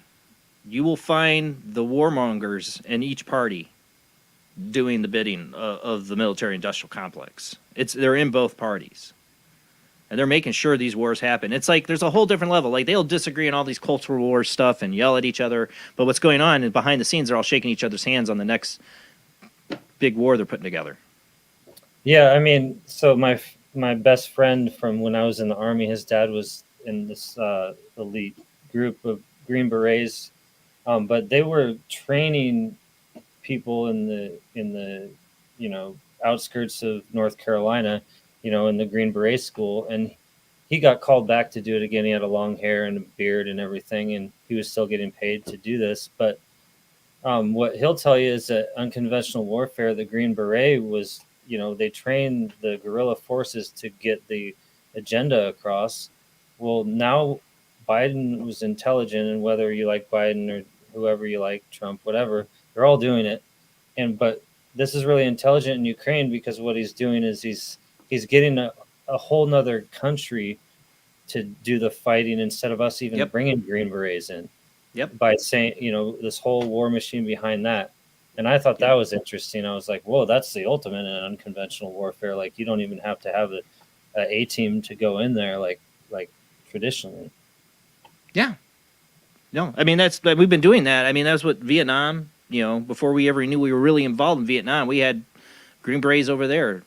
We were teaching guerrilla warfare, you know. And then Afghanistan, the Russians did it in Afghanistan, and then we went in and provided weapons and created the Taliban. And then we go back in and try to take out the Taliban. you know. And now China gets to come in and clean up that mess and take over all the mineral rights. With the Taliban too, is like a buddy of mine. He ended up playing video games. A lot of us left, got out of the service or whatever. He would just sit there in Florida at the Air Force Base with a little toggle and wait for. They'd have a cache of weapons, and the Taliban, he'd see them on a screen from the satellite. They would take the cache of weapons back to the cave, and he'd detonate. And he did that over and over again. And and he's paid well now. I'm sure psychologically he's having a real tough time. Yeah, I mean, we're training on people to do that. I mean, I love video games. You know what I'm saying? Like, my kids love video games, but now that's going to be the next generation of warfare. You're going to control a machine that goes in and kills a bunch of people. I try not to get into politics in the show, and I'm not. We have to look at a blunt face that Obama, Trump, they use drones. Okay? I mean, Obama killed children with drones. Look it up. More than once. Under his orders, knowingly. Could be held for war crimes, in my opinion. Trump did some sleazy things with drones, too. And I'm sure Biden has, too. The drone technology, to me, we talk about AI. Let's slow down on the drone technology. On using robots. Let's slow down on using robotic killing machines.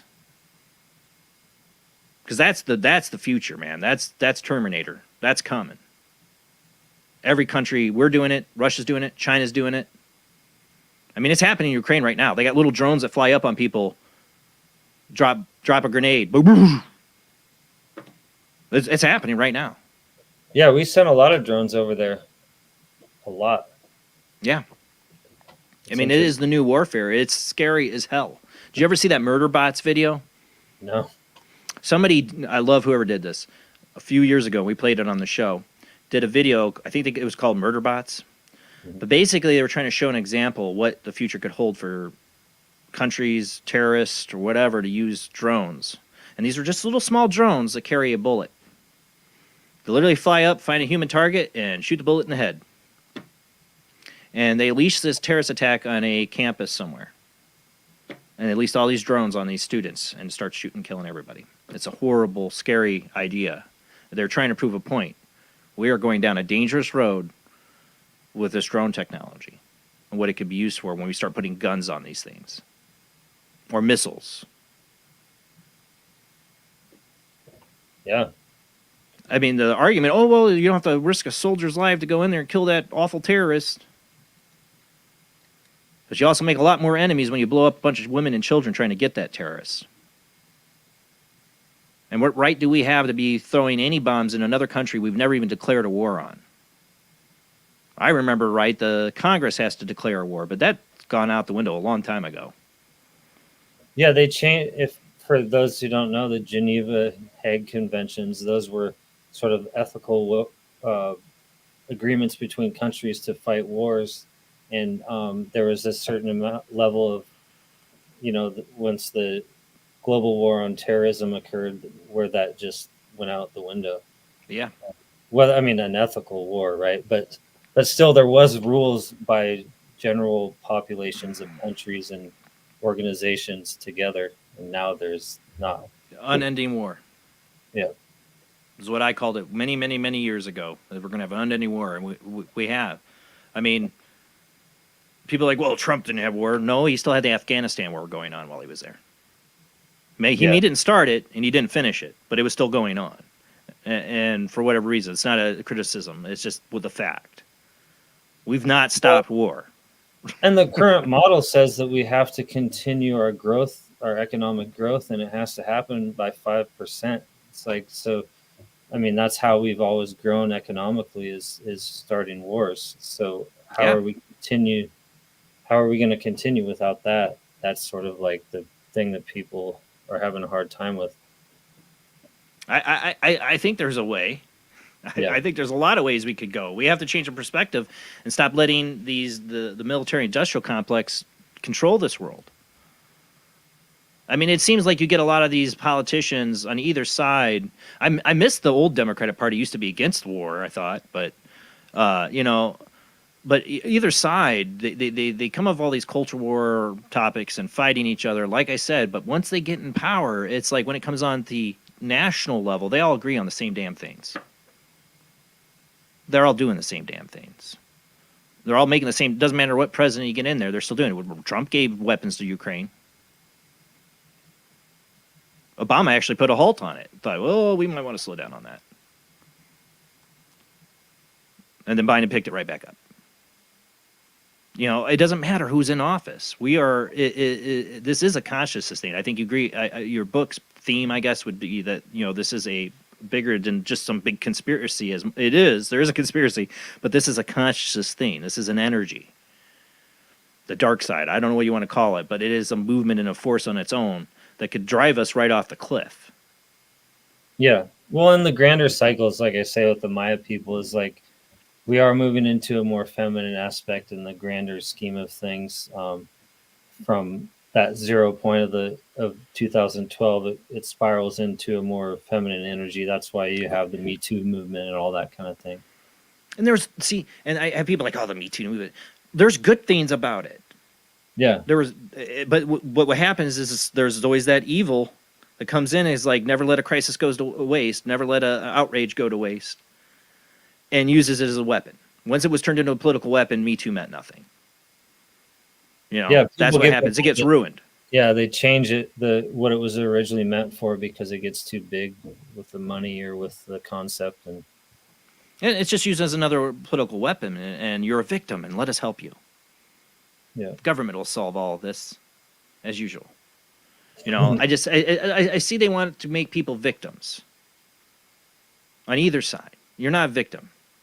Stand up. Speak out. But also look to understand how people are victimized. Like don't be a victim. Speak out, and help those who are being victimized, truly victimized. It's just like I just see everybody wants to put themselves like in this, like I'm a victim of this, I'm a victim of that. Stop being that. Control your destiny. I just see, right now, like they're talking about a draft. If they ever did a draft, I'm like, good luck with that. There's a lot of 20-year-old something men that are not going to make it through any kind of military training. And I'm not trying to criticize the younger generation. We've just really screwed up our younger generation. Yeah, I mean, I see a lot of complacency everywhere I go. I see a lot of androgynous people, but not androgynous in like necessarily like bad, but androgynous and sort of weak in their demeanor and their physicality. You know, if you're sitting on the couch and scrolling all the time, you're probably going to have a lot harder time existing. If we don't have to anymore, like, you know, we don't have to be in sort of the fight or flight and out in the nature anymore. And so there's trade-offs, you know. Yeah, I mean, what is the great the mice experiment that they did? You ever heard, you know, what is it, the 1960s or 70s, they did the experiment with the mice, and they put all the mice, like they give them all the food and resources so they can thrive, and then they get to a point where they thrive so much they collapse. Yeah. You know, like the males start getting fat and useless, and, you know, like it's literally predicting our societal collapse right now. Yeah. Well, You know, I mean, yeah, go ahead. oh, I just say we see what happens. It's all we can do. You know, that's a very zen thing to say. You know, like we'll see what happens because it's out of that part's out of our control. You only can do what you can do to change yourself.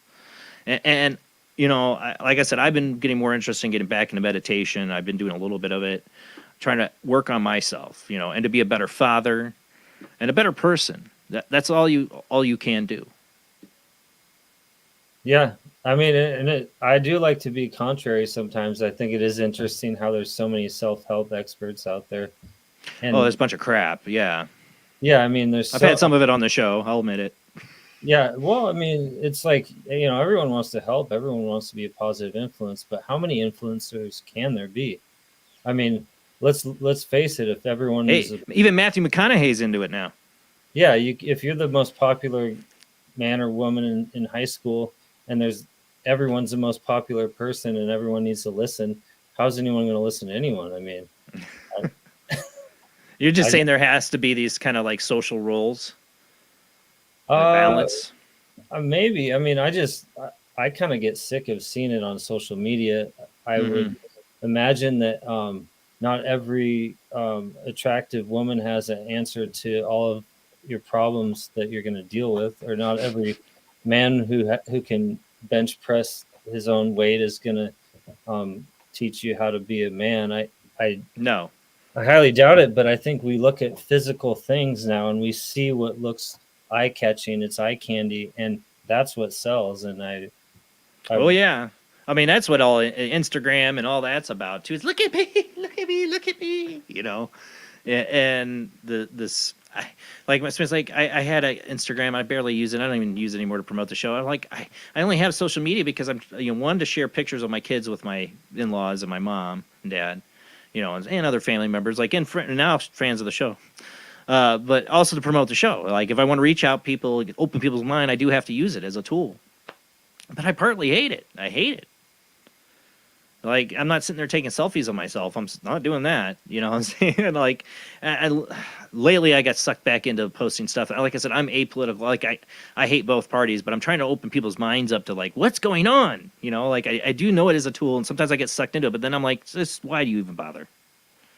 You know, you're another voice in the billions. Nobody cares. And people are getting depressed, you know, over these kind of things. They're not getting enough attention, you know, especially the young people, and imagining like this is what's important, is to have this many followers, this kind of. Black Mirror covers it in a couple different episodes. If you've ever seen Black Mirror, it's about technology in the future. Yeah. And it's short stories, but man, they have a couple really good episodes that nail it on the head what we're heading to. I'm afraid when it comes to social media and this cultural thing that we're developing into when it comes to Instagram and TikTok and Facebook and Twitter and all this social credit score stuff that we could be heading into. Like I said, Black Mirror has got some great episodes that warn us we need to not. Yeah, I mean the information is stored. It's and who knows where it's stored and how long it's stored for. I would imagine that could be a demise to our future as well. I mean, AI, we talked about AI. You bring it up as the last part of your book. You give like a warning about the military industrial complex and then AI. Just throw that in there, because that really can change everything. Yeah. I mean, I feel that maybe there's something to all this, that there's more to our karma than we know. And I think that it's a possibility that that could be linked to what we're doing now with machines. Battlestar Galactica, if you never saw that, the revamp, have you ever seen that? No, I wanted to. I just never You got need around. to. You Yeah. really, really, after reading the end of your book, I'm like, you really need to watch that. I don't want to give too more away than I did, but watch 1 through 4. And when you get to the 4th season, at the end, the very end, you'll understand by then. You have to watch all 4 seasons, but when you get to the very end, you'll understand what I'm talking about. Okay. But it's well worth it. Sci-fi fan, sorry. But I'm trying not to give too much away, but it basically is the concept that we are repeating the same mistake again with AI. That we are creating our own inevitable destruction. Yeah, why not? I mean, it seems like a plausible theory. James Cameron even was coming out saying it recently. I made a movie about this, trying to warn you, and it's just like, is it too late? Because like the nuclear bomb, once we detonated it, once we killed a bunch of people with it, the cat's out of the bag. Somebody else is going to discover how to do it in another country and have that weapon. And AI can be a weapon. And once it's out of the bag and it's controlling it, it becomes integrated into our lives so much, we can't go back. Not until we hit the Stone Age, or some kind of major EMP kills all technology. Yeah, I mean, that could be a possibility. It could just happen like that. You never know. Something could happen overnight. We could just be totally unaware. Well, think about this. I mean, yeah, we have books and stuff and paper and stone and writing, but we're putting so much of our history now and so much of what's going on right now in our culture and the war in the last 20, 30 years in the digital world. EMP, electricity goes away. I don't know what happens. World society collapse. All that stuff's gone. All those records of that are gone. And then eventually the books burn. The stone monuments of ours collapse. You ever saw The Life After People docuseries that was on History Channel? Yeah, where the wolves take over kind of thing? Well, yeah, where the world takes over. Humans suddenly disappear for whatever reason, and this is how quickly things change. But I thought there was like wolves, like those kind of coyotes that are like wolves that wander the streets. Yeah, I mean, but it just shows you in different parts of the world what would happen if humans just suddenly disappeared. Yeah, how quickly nature would take over. The vines grow through the streets. And, yeah, it goes quick. It takes you like 500 years, 1,000 years. Like, what would be left? Nothing. Hardly to tell we were here. And yeah, just think about it. Be hot too. And we have, we know 10,000, 11, 12,000 years ago, humans, early civilizations, people talk about reptilians and that and stuff. There could have been civilizations of non-humans that existed here millions of years ago. There's a lot of time. Things become dust in the wind. We only have fossils of dinosaurs because they got fossilized. Not everything did. So, yeah, I think it scares people. I think that's like, so taboo because we don't want to talk about how, our ancestors could have been some other species or something like that. Or just that. So civilizations, no matter what species, have been completely wiped off the map and forgotten. Death. It's the ultimate fear of death as a whole society. Yeah, that's why they have Buddhism and other religions to help us grasp the concept of the reality of everyone. Of change is inevitable. Well, I want to thank you so much. I truly did love the book. Eli Coberly, you're an awesome guest. The book is War in the Hearts of Men. Definitely check this out. Great book. Highly recommend it. Eli, any other information you want to get out to our audience before we go? Just my website, elicoberly.com, and it's on Amazon. Thanks, Jason. Thank you so much, Eli. You've been awesome. That's it for the show, guys. We will not be back next week because next week is Easter Sunday. And I just stopped doing shows on Easter. I got some crap one Easter. I did a show. I did too many evil Easter bunny pics I was showing on it. And it's just no shows on Easter. Now that I got kids, I do stuff with the kids and that. So, Next Sunday, no show, but we'll be back the following week. Same bad time, same bad channel, 10 p.m. to 1 a.m. Central, 11 p.m. to 2 a.m. Eastern, and 8 p.m. to 11 p.m. Pacific time. Thank you to everybody who shares out the show. Keep telling people about Paranormal Soup, an open forum place where we can talk about all the weird, unusual, strange things that happen around us all the time that most people don't talk about, but you can talk about it here. And where the Paranormal happens live every Sunday night. Thank you to all who do subscribe on Patreon. $2 a month, $5 a month does help pay the bills for the show. Don't forget, you always donate on Super Chat, YouTube, and I think Facebook Stars now has a thing they can donate. Whatever you can do helps pay the bills for the show, so thank you who do. Thanks, everyone. Thank you, Eli. Have a great night. See you in a couple weeks.